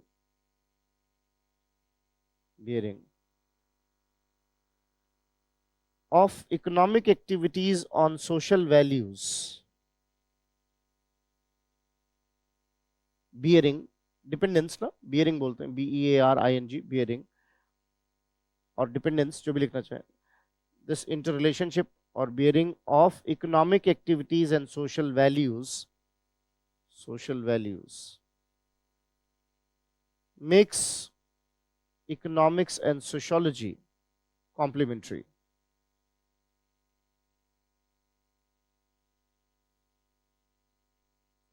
Makes economics and sociology complementary.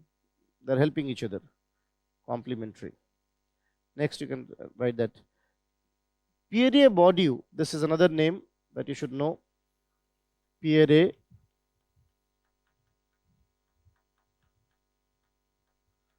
Bourdieu.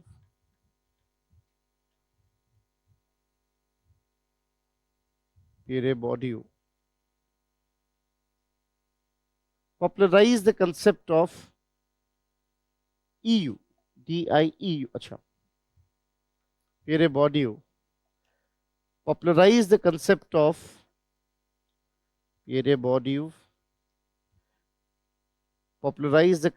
social capital. Bourdieu of social capital, where he found that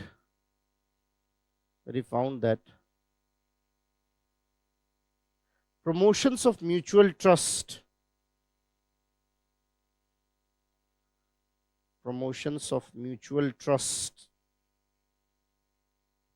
is essential for promotions of mutual trust, is essential for economic activities, is essential for economic activities. In fact, I hope you are not blaming me to be ethnocentric for my next statement. Some of you may find me ethnocentric. दो तीन बातें I'm doing it, I'm saying it for keeping for that GS in mind also. Aajkal, these days, a lot of research is going on social capital. From Cambridge to Harvard, people are doing. Achha, when I'm saying Cambridge to Harvard, because they are corresponding to two branches of economics. No, that is why it's called Cambridge to Harvard. Now, everywhere, a lot of research is going on how to build social capital. Social capital banate kaise? How to have that mutual trust, how to promote that mutual trust. And I must say, we have inherently developed these things in us. You might have not seen. For some of you, it might be a repetition also, but you might have not noticed it earlier. But if you see, I have seen that time, that in our days, we don't go to penthouses. Each household was having a separate bed log, fresh blanket, bed sheets, and these kind of things. And whenever there was a wedding in the village, each one contribute. There was coding and all. Each one contribute. And this way, no charges, houses and all. Social capital. And I told you, this is one thing. That, someone is contributing 21 rupees, someone is contributing 51 rupees and 101 rupees, and this makes lakhs of rupees, and many of the things are settled. Many of the things are settled. And interestingly, on this money, you have not to pay any interest. It's not loan. So even when I was child, this is social capital we had grown up with. I remember when I was child that how I was supposed to attend 3-4 weddings. For some of you might be repetition, but I was supposed to attend 3-4. ऐसा होता है कभी. So 2 weddings, I was sure that there will be good food, and I'm foodie proudly. So I decided I'll go there. And one wedding, I was not sure about the food, so I said to my grandfather that if time allowed, I'll go there. Otherwise, I may skip that. He gave me his key of his Almirah and said, bring a diary from that. This is how we were told also. We are missing these things. I am bound to laugh when I hear कि अब इस पे research चल रही, इसको कैसे inherent करते हैं. So that was my socialization. He gave me the key and said, bring that diary. In my cousin sister's wedding, that fellow whose daughter wedding was, he has given 21 rupees. He said, you owe it to. तुम खाना मत खाना जो भी करना, but this 21 rupees you owe. ये तुम्हें वापस करना है. He have this trust कि that fellow will give this 21 rupees back. And if you have capacity, pay or give more than that. And you know what? We don't call it interest. We don't call it repay. We say, my gift to the daughter. Another bonding is coming up. Shagun bolte aap usko. So don't think it's very, now you may consider ethnocentric. It is something which is a local wisdom we have grown up with. Such a smart arrangement. और आजकल देखिए event management है ना, लोग expensive weddings कर रहे हैं. And this is something I can't resist. Funniest thing, I had one of my friend's brother's wedding. It happened, it's a real story, that it was my friend's brother's wedding, and he spent a lot of money. Even I was surprised that how come this much money? So I asked him कि भाई इतने पैसे कहाँ से खर्च कर लिए? He said, भैया I came across one event manager fellow, and he said, I will make arrangement for the loan and all. You can take loan from the bank, and this way you can have gala time. कौन सी रोज शादी होती है, जिंदगी में एक बार होना. And so he took loan to spend that much for that gala time wedding. Unfortunately, he got divorced. और वो कई बार आपका ह्यूमन नुकसान कर जाता है. He got divorced, and when he came next time, He touched my feet और मेरे से instantly निकल गया. मैंने कहा भाई पुरानी EMI खत्म हो रही तो नई की सोच ले अब. He said, "क्या यार, you look pulling my leg and all." But that time I understood the importance of social capital. That how it was, how it worked. A lot of research going on. Now, I said all these things on a light note, but now comes the point. Your entire cooperative movement, which India is now talking about under Ministry of Cooperation, is actually based on social capital. Cooperatives work on social capital. If you're writing on cooperative and in first line, you said, in second paper, you have cooperative members also here. In second paper, cooperatives are there. So cooperatives are based on the social capital. When people are coming together, sharing their pool, and India is now witnessing movement 2000 National Year of Cooperative on the recommendations of India. So India has insisted, and that's how we are observing in cooperative. So this year's means you may see across a lot of things in GS which will be based on cooperative things. Cooperative could be very useful to change your agriculture store there from food storage to cooperative could be very useful for rural gender empowerment. So we have a dedicated ministry. India, cooperative is a fundamental right to making cooperatives. So these things you should take a note, and this is where again your economics understanding is getting better here. Of social capital. Now, someone who's writing that cooperatives based on the philosophy of social capital, उसी एक line में बहुत दिया copy check करने वाले को. He said a lot. Now he will or she will be taking a copy more seriously. This fellow understands cooperative works on what. So cooperative is a very good example. So for economic activity of agriculture, social understanding of cooperative might be very useful. So this is how Pierre Bourdieu said, for better understanding of economic activity, you should know what is called how social institutions work and so. So this is how we got when we talk about how Pierre Bourdieu is saying. So what you wrote, sir? For the entire statement.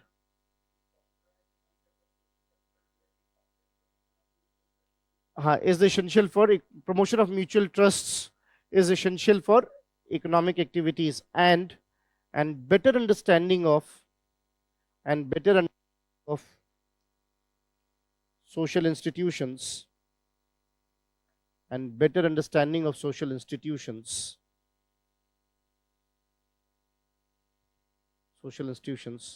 are necessary for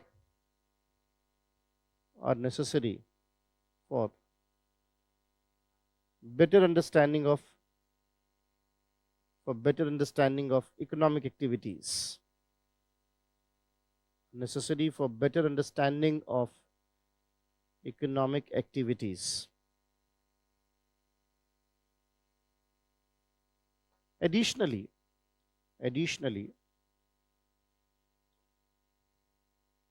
the ethical dimensions of economic activities. इसी में आप add कर सकते हो. Additionally, the ethical dimensions of economic activities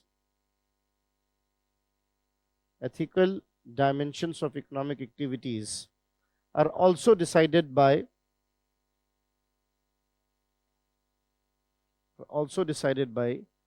the ethical dimensions of economic activities are also determined by social framework.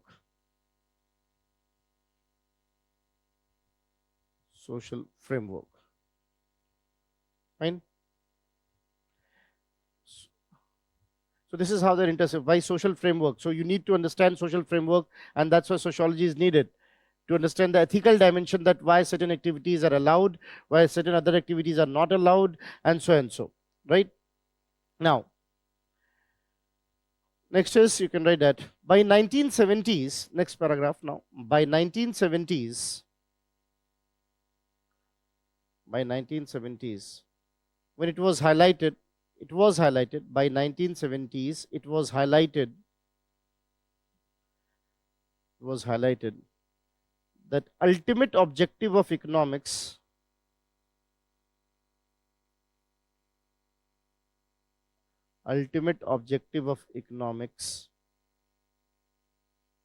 slash economic activities. Ultimate objective of economics. Economics is the study of those economic activities, no? So ultimate objective of economics slash economic activities is not just the growth, is not just the growth, but is not just the growth, but inclusive growth or development. Inclusive growth. In fact, there's a famous Stockholm conference, 1972, where this was highlighted that ultimate objective is not growth but development. And growth plus social justice is development, says Amar Sen. Growth plus social justice is development.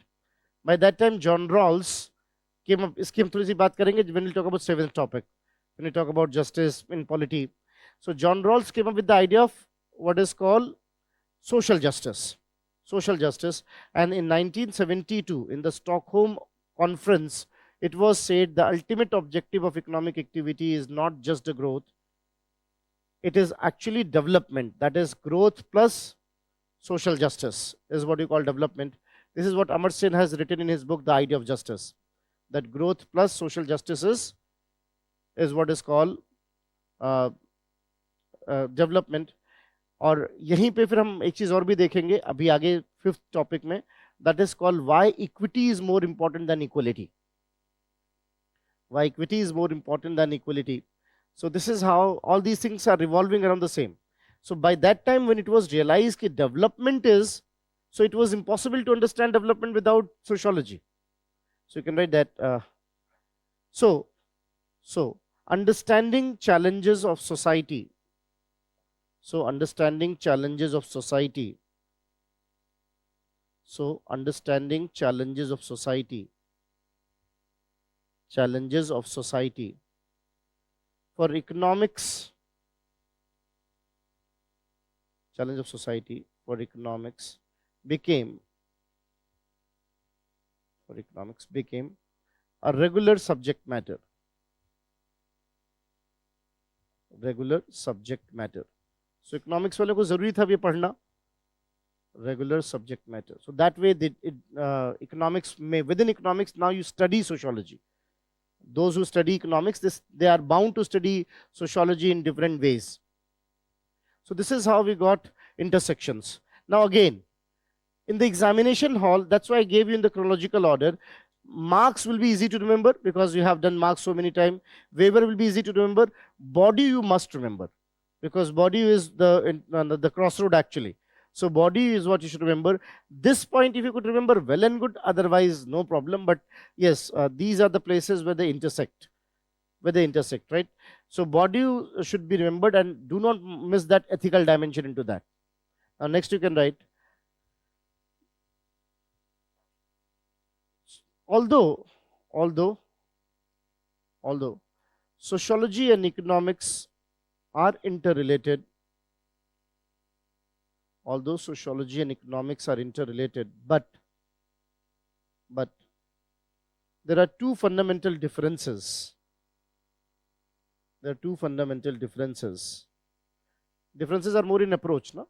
There are two fundamental differences. Firstly,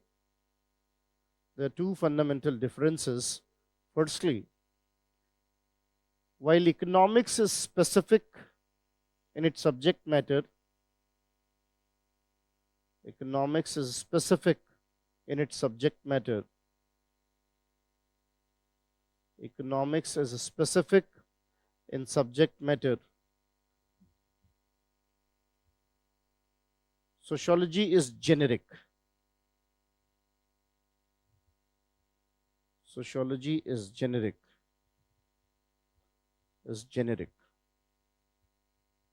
Fine. Sociology is generic. And secondly, जिनको firstly, secondly से दिक्कत हो, they can go more to start with, to conclude. No, आज के लिए सब बड़े suggestions दिए जाते हैं. So it's up to you, whatever you find good with. Secondly, economics is still largely positivistic. Economics is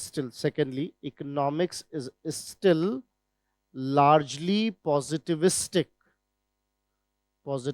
That means data based.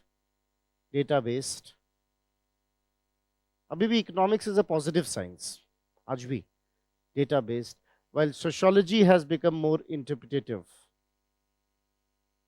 While sociology has become more interpretative. Sociology has become more interpretative. Has become more interpretative. Making sense? Now. So first thing was done. Again, I'm deliberately reinforcing this order in your mind. So first thing was we defined both the subject, their subject, what they study. Second, we said how they intersect. Here in economics and sociology, how they intersect. Karl Marx, opposite of that is Weber, then Pierre Bourdieu, then how the ethical dimension, and then how by 1970s it was realized that objective of economics is developmental. So obviously they have to understand society. This is what makes them similar. Then where they're different, while sociology is generic, economics is specific. While economics is largely positivistic, sociology has become mostly interpretative. So this is how we got when we talk about how they are. Now the last thing is how they become interdisciplinary. Now you can write that. Both the disciplines has now grown up. Both the disciplines has now grown up in, or has developed, जो भी लिखना चाहे, has grown up in various interdisciplinary subjects, has grown up in various interdisciplinary subjects, various interdisciplinary subjects, like developmental economics, developmental economics,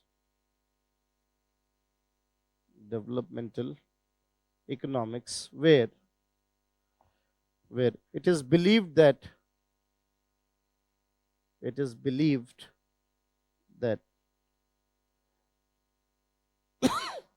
economics and sociology should be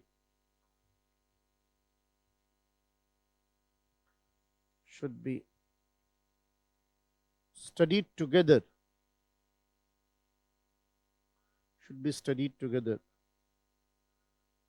to understand complex phenomena,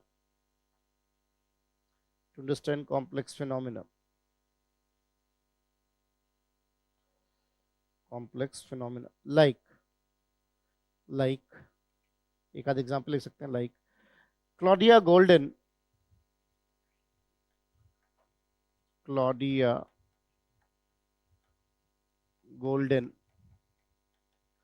she is Nobel laureate 2022, I guess, 23. Claudia Golden,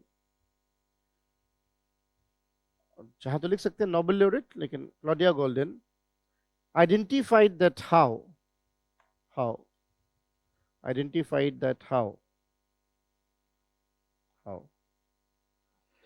better understanding of gender dimensions, and patriarchy, better understandings of gender dimensions and patriarchy, along with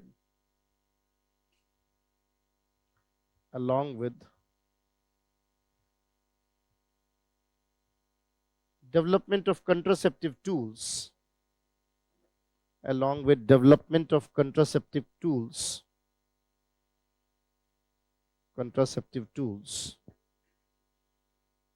has been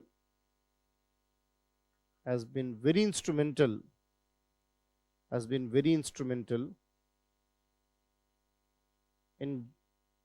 in economic empowerment of women,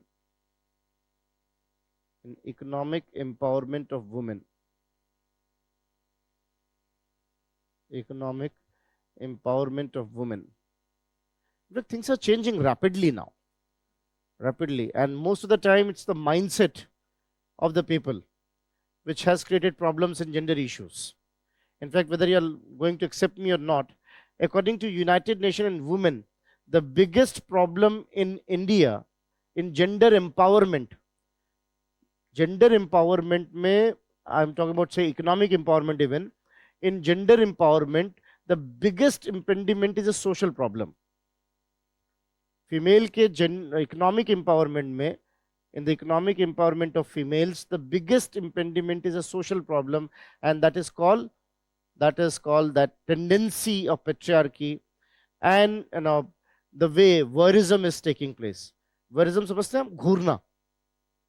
अब देखने में बहुत छोटी बात लग सकती है कि voyeurism से क्या फर्क पड़ता है, how it is related to economic empowerment of women, but it is related to economic empowerment of women.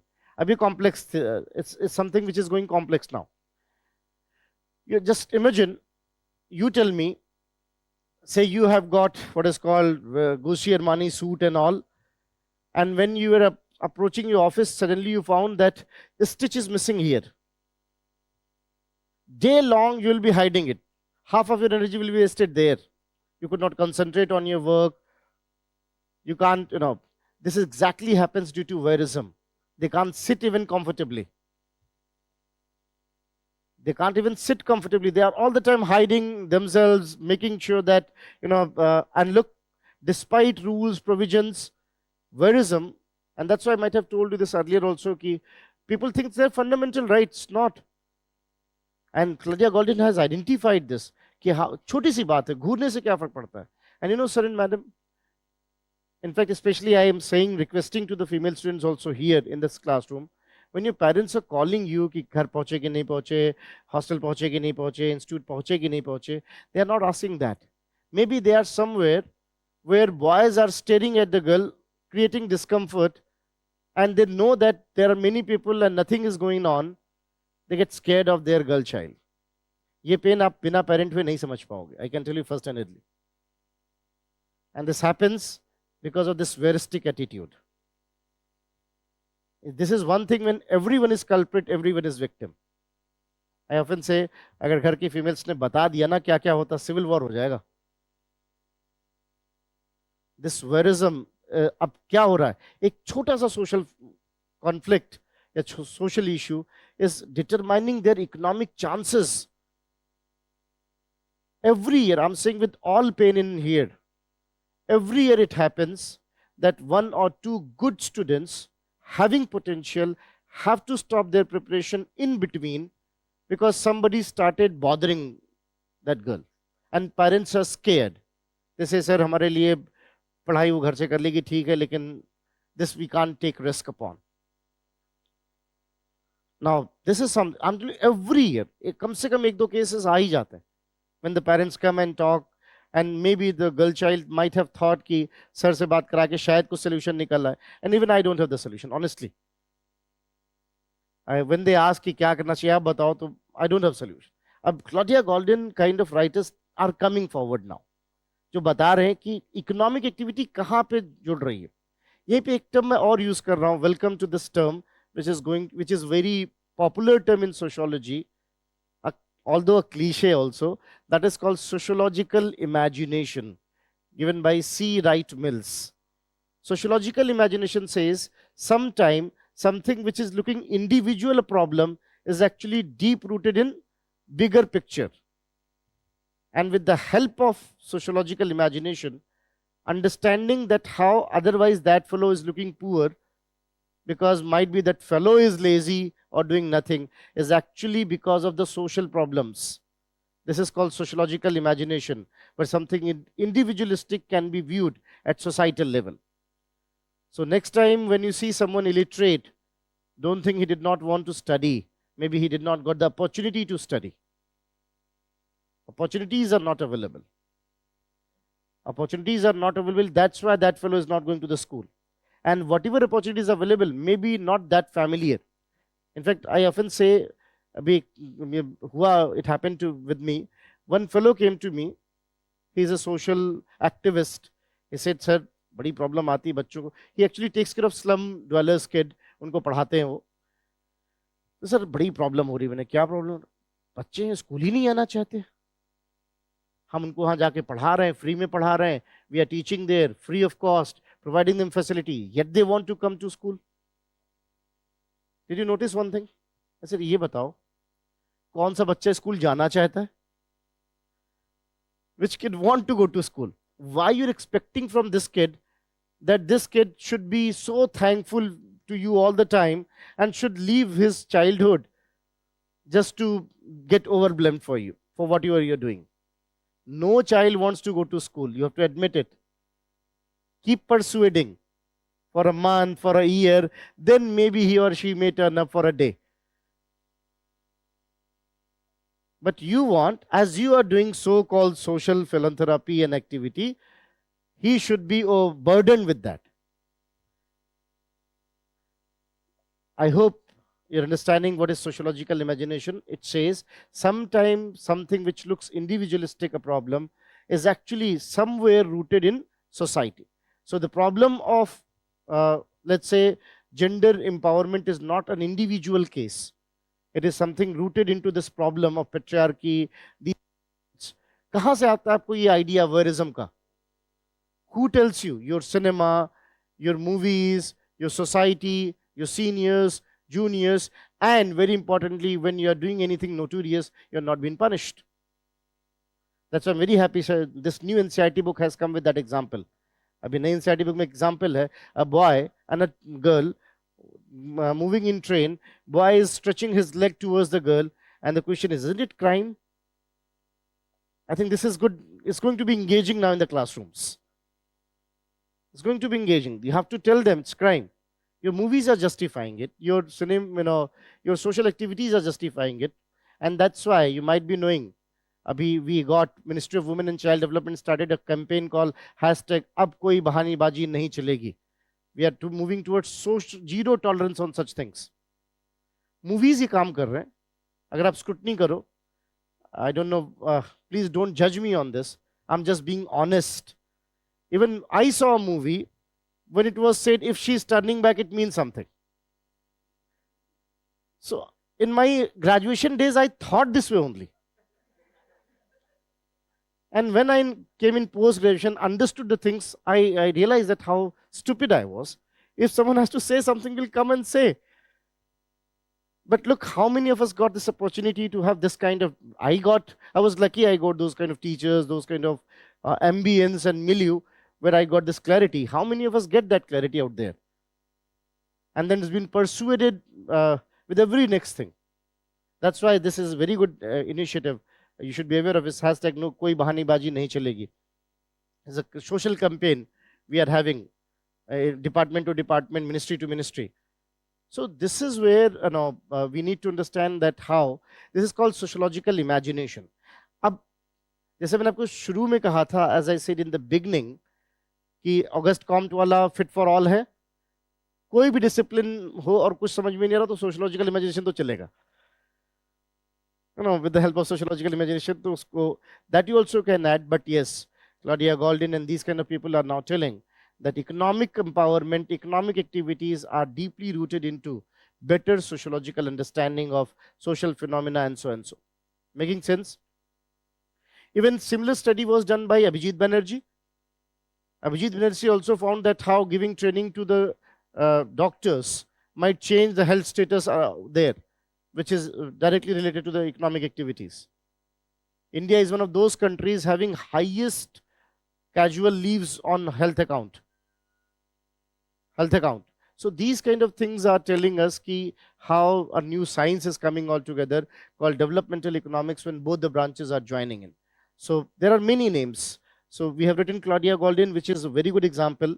But at the same time, there could be example of Amar Sen, Abhijit Banerjee, whatever coming in your mind could be good enough. So as a note, you can write that even as a note or additional information, even Daron H. Moglu, he is the Nobel laureate of this year, economics. Daron H. Moglu, in his book, Why Nations Fail,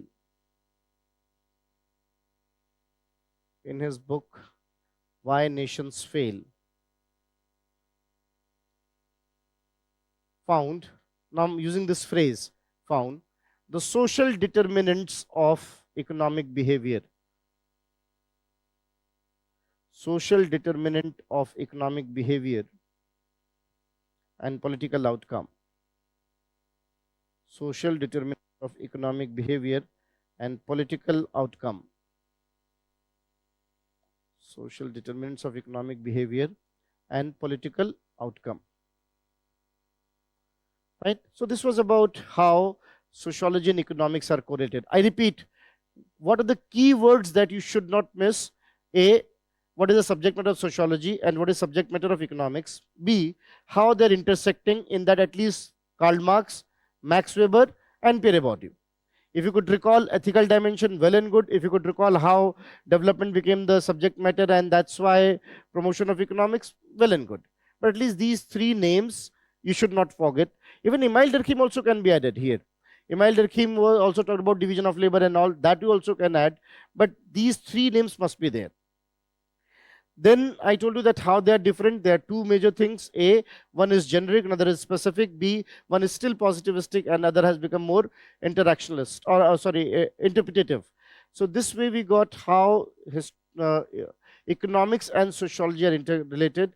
And I also told you that how we got now a branch like developmental economics, which talks about social determinant of economic behavior, which says that how economic activities are governed by social phenomena and so and so. Fine. In my advice is that when you are giving the example of developmental economics, always give that example which caters larger mass. That's why I picked up Claudia Golden, where I try to say even the feminist tone also. But you can use Amar Sen, you can use Abhijit Banerjee or even Daron Ishmoglu. It depends on you. So this is how इस बार का Nobel Prize इनको मिला हुआ है. So this is how we got when we talk about economics and sociology. Now next is sociology and political science. Sociology and political science. Sociology and political science.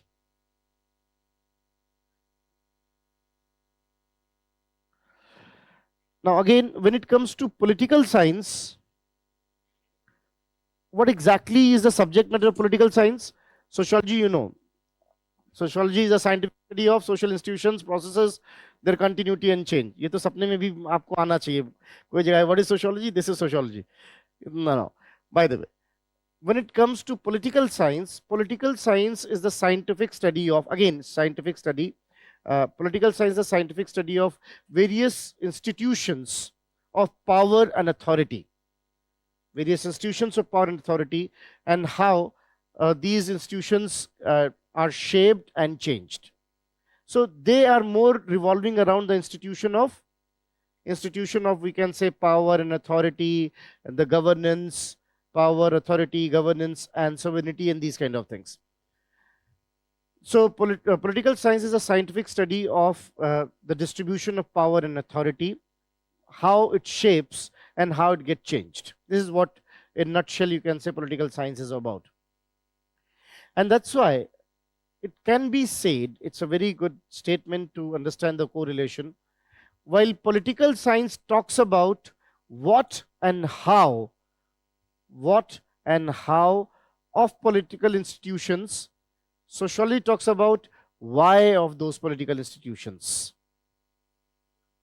What and how is in political science and why is in sociology. Let's take an example. In India, there is identity politics, and in India, who will be in the power is determined by various social factors, isn't it? So Rajni Kothari is a very famous political scientist. He used a term, vote bank politics, for India. Vote bank politics. He is the one who is famous for that. Vote bank politics. Vote bank politics means people are voting. In fact, in your second paper, you have Srinivas. There is one very interesting anecdote you should know. Nehruji thought that India is the first country to have universal adult suffrage, just for information. इससे पहले कहीं नहीं था कि एक adult को एक vote full stop. पहले terms and conditions थे. With this experimental model, he thought that soon we are going to get rid of social levels. 1956. Nehru was speaking in one of the conferences at Harvard, and he said, whatever India has done within next 15 years, caste will disappear from India. One fellow doing PhD, young fellow, rose his hand. He said, 15 year, I bet for 150 years that caste will stay in India. Even Nehru was surprised. Nehru was a student of sociology at Harrow. He studied sociology. So he was a bit surprised and he asked, why you're saying so? That fellow answered, because whatever you have introduced, because of that, people are not casting their vote, they are voting their caste. Very famous quote you might have heard here and there. And that fellow was M.N. Srinivas. M.N. Srinivas, which is in your syllabus, he was the one who quoted this line. And even Nehru got inspired. Ki, haan, bhai, baat to sahi keh rahe ho. There is something which we must acknowledge. Now, what is happening? How in India democracy and political things are shaped, that is what political science will study. And what is the role of caste into that? What is caste? How it governs is what sociology study. So now I am repeating and let me know whether I'm making sense or not. What and how is studied by political science, why is studied by sociology. Line samajh mein aa rahi? So why somebody get power, why somebody get authority, why those authorities and power get changed, this is what political science will study. And what are the reasons why the authority is something which is largely coming from sociology, social factors and its attributes. That's why by nature, political science is more formal. By nature, political science is more formal, and its informal variables are being told by sociology. And that's why we have a sub branch in sociology called political sociology. So here we understand why nations, how nations are built, how nations determine, what are the factors responsible for that particular movement, and how these movement has changed the power equation is what political science will study. So political science will study that how farmer movement in India, how Jayaprakash movement in India has changed the political fate of India, identity politics came and so and so. In sociology, we study what were the reasons why such movement took place. So this way, again, political science and sociology are interdependent. Making sense? Jara wapas chalte hain. You have done the first topic. Don't you think the very discipline sociology emerged because of political philosophies? Remember Anthony Giddens? Or thoda piche chal. Remember Herbert Spencer? The political system is responsible for social change. Isn't Herbert Spencer talking about the relationship between political science and sociology? That understanding how the political institutions are, that determines that how. अब आपको समझो कि मैंने इस order में आपसे की बातें क्यों की कि why I talked about Spencer more that. अब ये नाम आपको naturally दिख रहा है. Spencer was the one who said that with the changing political institutions, every society is bound to have political institutions, and with the changing political institutions, societies get changed. ये Spencer ने कहा. In fact, similarly, if you see that even Baltimore is saying, you can say that also according to Baltimore, changing political philosophies were one of the root causes of modernity and emergence of sociology. So political science or understanding of political science determine the direction in which direction society should go. अब दोनों बातें मैं कह रहा हूं. एक मैंने आपसे ये कहा कि sociology provides why that kind of power and authority, और दूसरा, even the political science determine the direction. This was said by Weber. Had not been modernity and rationality, institutions like bureaucracy, democracy would not have come. Bureaucracy is what? Based on rationality. The entire structure of bureaucracy, you will read that in Weber also. Bureaucracy is based on what? Rationality. What is rationality? I told you rationality is understanding things on the basis of logic, on the basis of cause and effect, and on the basis of the fact of efficiency. आपने वहां line लिखी हुई है, notes में आप लिखते बहुत कुछ हो, अब आप कितना रिकॉल कर पा रहे हो that's up to you. So we have written, आप जाके देखिएगा, rationality means two things I said, cause and effect relationship and efficiency. We should do the things efficiently. So bureaucracy is actually based upon that only. Efficiency is the objective of bureaucracy. So it is based upon what? It is based upon the modernity and the social change. So understanding political science helps us to understand that in what direction societies move and how society may change. Sorry, umar ho gayi hai. Understanding society or understanding society scientifically helps us to understand that what are those factors because of which political institutions are changing. So Herbert Spencer, Weber, and Baltimore. I'm quoting three names now which are talking about the relationship. But एक और भी बहुत interesting बात है जो आपको पता होनी चाहिए. In this class, but before that, let's talk little about it. I'm sure you are knowing it. हमने थोड़ी बहुत बात इधर उधर भी की है कि what is power and what is authority. थोड़ा सा सुन लेते हैं तो शायद और clarity आएगी political science और sociology के relationship में. Power is, I told you that if A wants something to make it happen, no matter what B wants, if A wants something and can make it happen, no matter what B wants, then A is powerful over B. This is definition of power.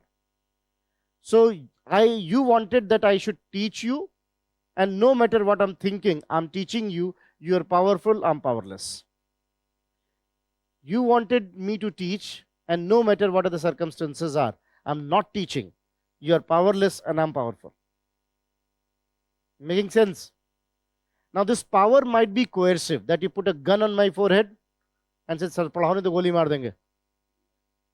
और मैंने अगर कह दिया गोली मार दो पढ़ाऊंगा नहीं, then again you are powerless and I am powerful. ये पावर का इक्वेशन को धीरे धीरे सिस्टम में समझ में आएगा कि अगर आपने मैंने कहा तो गोली मार दो पढ़ाऊंगा नहीं, लेकिन then you are the loser, not me.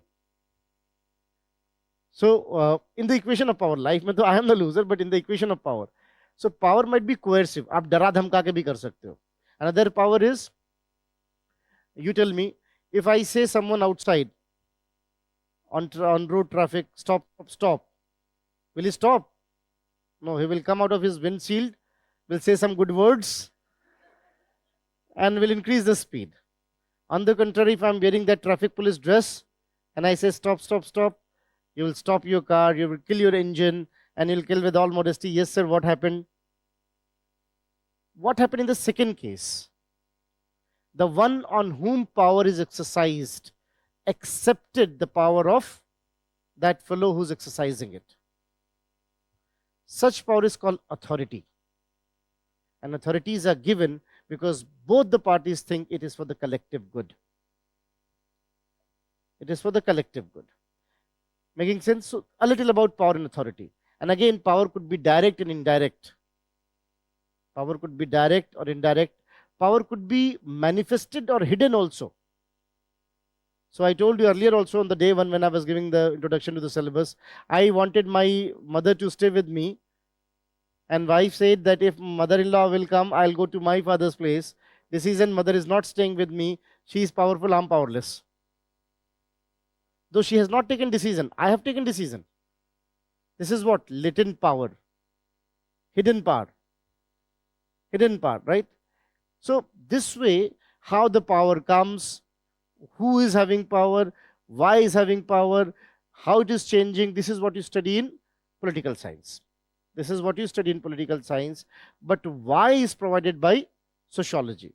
That why someone is getting power and what are the reason. Like I told you that why you're accepting authority, because you think it is for collective good. This way social order will be maintained. This way social control is possible. That's why someone is given authority. This why is coming from society.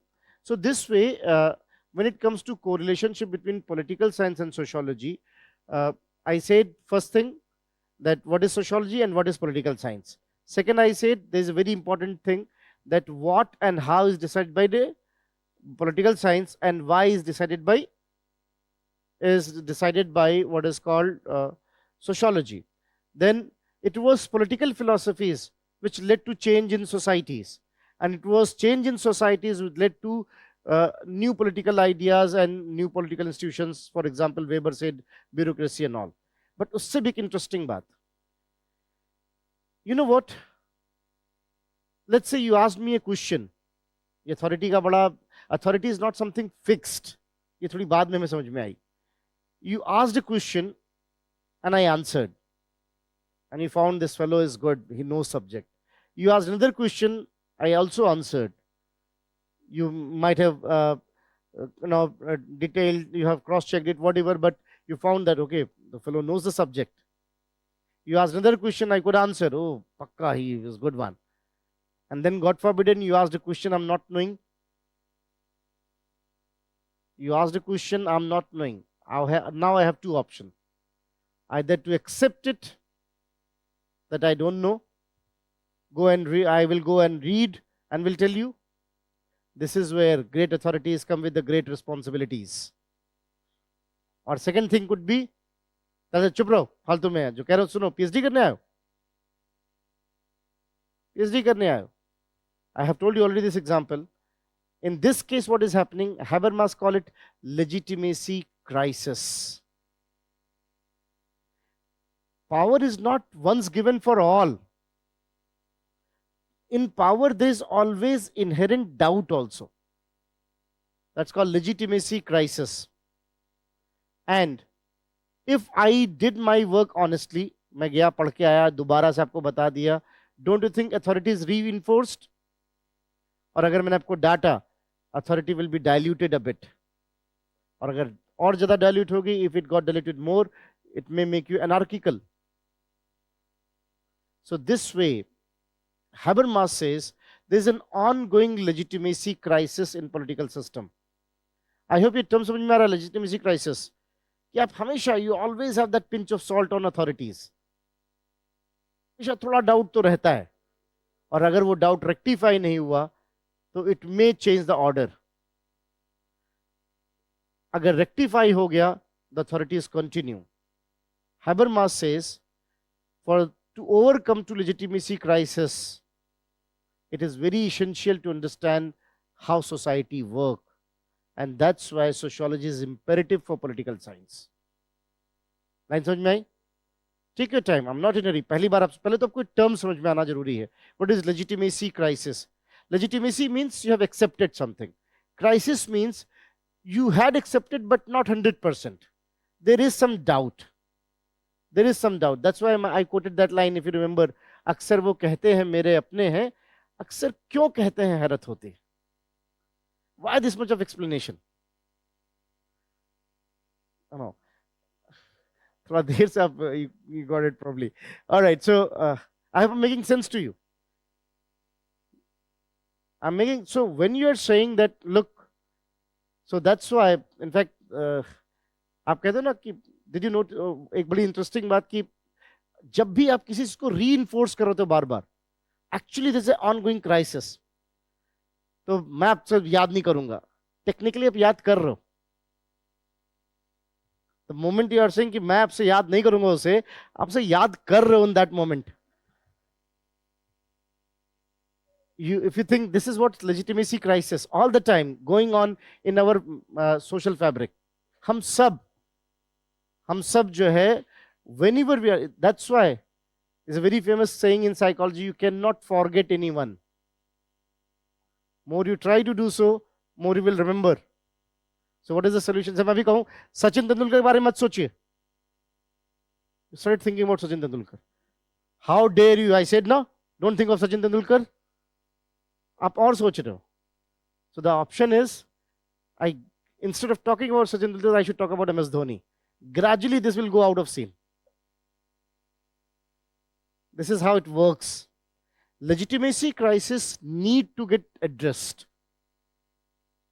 In fact, I often say, and please don't take my statement politically much, Sheila Dikshit ji lost election not because of her work, just because of lack of legitimacy crisis acknowledgements.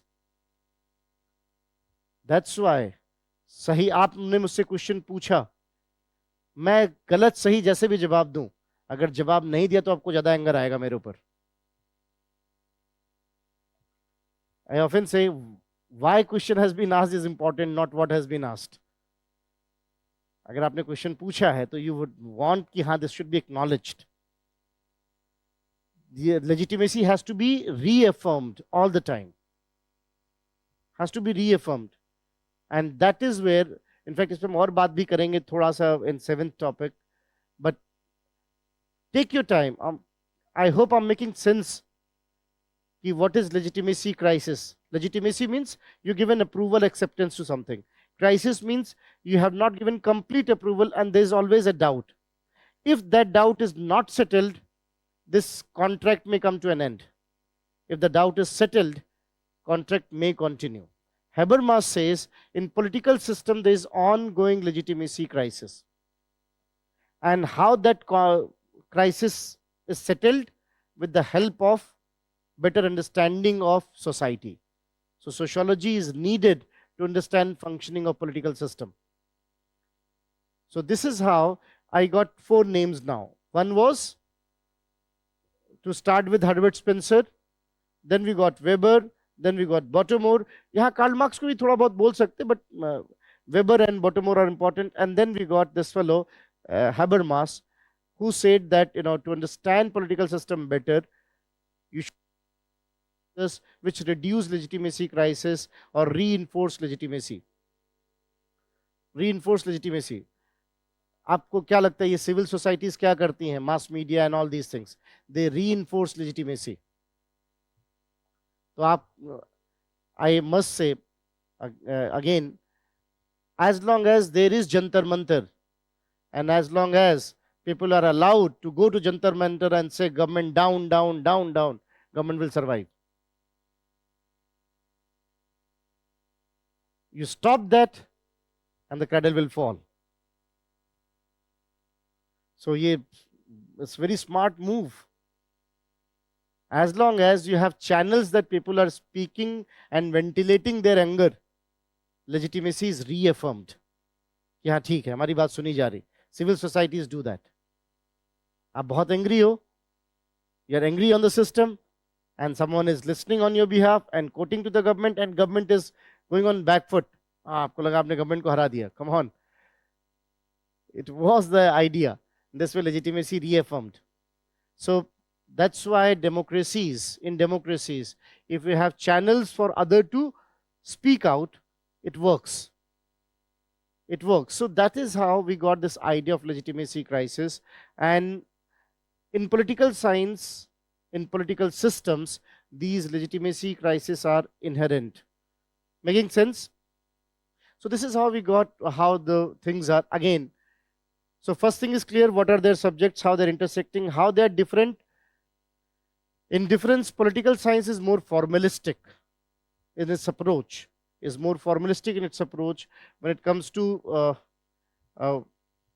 sociology, sociology is more, as you know, interpretative in its approach. And you may be referring to the informal things. So this way, political science is more formalistic.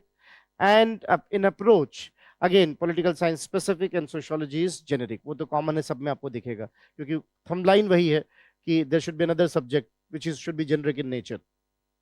They together make subjects like political sociology, and a new subject has emerged called public policy. Public policy, where to make policies, we take understanding from society that what kind of policy should be. In fact, that's why if you notice, अब कोई policy बनती है by the government, they put it into the public domain and take opinion of the people. Opinion of the people. And there is one thing wonderful. एक book है, Opinion of the People Matters. There is wonderful book called Wisdom of Crowd. Does it ring bell to anyone? Wisdom of Crowd. Fine.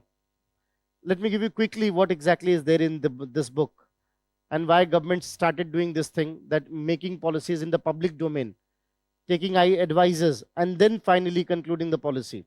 Wisdom of Crowd is a book which is very interesting to tell one thing. you know, there was a butcher. अब actual story में तो कोई और animal है, but I'm saying, let's say there is one chicken, and I asked to the butcher that what will be its dry weight. Butcher said it will be 1.5 kilo. Then I asked to some veterinary scientists also, what do you think, what will the dry weight of this chicken? Actual response कुछ और animal था, but due to religious factors नहीं बोलना चाह रहा, बाकी आपको hint मिल गया होगा. So then now it was asked to the veterinary doctor, what will the dry weight? They said 1.2 kilo. Butcher said 1.5, the doctor 1.2 kilo, something like this. And then it was asked to 100 people, 200 people, what do you think? Those were coming to those shops. Somebody said 1 kilo, somebody 1.5 kilo, somebody said 1.2 kilo, 0.8 kilo, and all these kind of things. And when average was taken, rate was calculated, it was almost 1.1 kilo. Means once you take opinion of many and take the average, it's all from the opinion of experts. Wisdom of crowds. Democracy works on this. Democracy works on this. In fact, public policy may now we are using this, and we have understood that why better understanding of sociology is needed. So this is how we got when it say interrelationship between political science and sociology. तो दो तीन बातें हैं. I think time is up. इससे पहले legitimacy crisis time की वजह से हो जाए. Better is should it appear in the next class. हम इसको पहले लिखेंगे थोड़ा और देखेंगे इसको. So I said 3-4 things. How the political psychology, then how they're intersecting. It was political philosophies which led to the modernity and change in society. It was change in society which led to new institutions like they're interdependent. Political science, sociology, this is what highlighted. And then we got what is called even Baltimore, these kind of people. And when it comes to conclusion, you can say how we got political sociology. In the next class, we'll talk about political history and sociology, sociology and psychology, anthropology, and some disciplines here and there, sociology and philosophy. And I hope next class we will be able to discuss about that thing called sociology and common sense, so that we can complete topic. And after that, we'll do the question, and we'll try to write one of the questions here also, and then we'll move to the topics of thinkers. I hope the class was productive for you, because now we have reached, I think, 4 or 5 classes. I would like to that, is this kind of methodology fine, or should I be more structured, like, a lot of presentations and all? Because again, the subject should grow in you. That is important. वो सारी चीजें तो book में हैं ही हैं फिर. So any other suggestion if you want to give me how we can be more productive to us, do let me know. Thank you.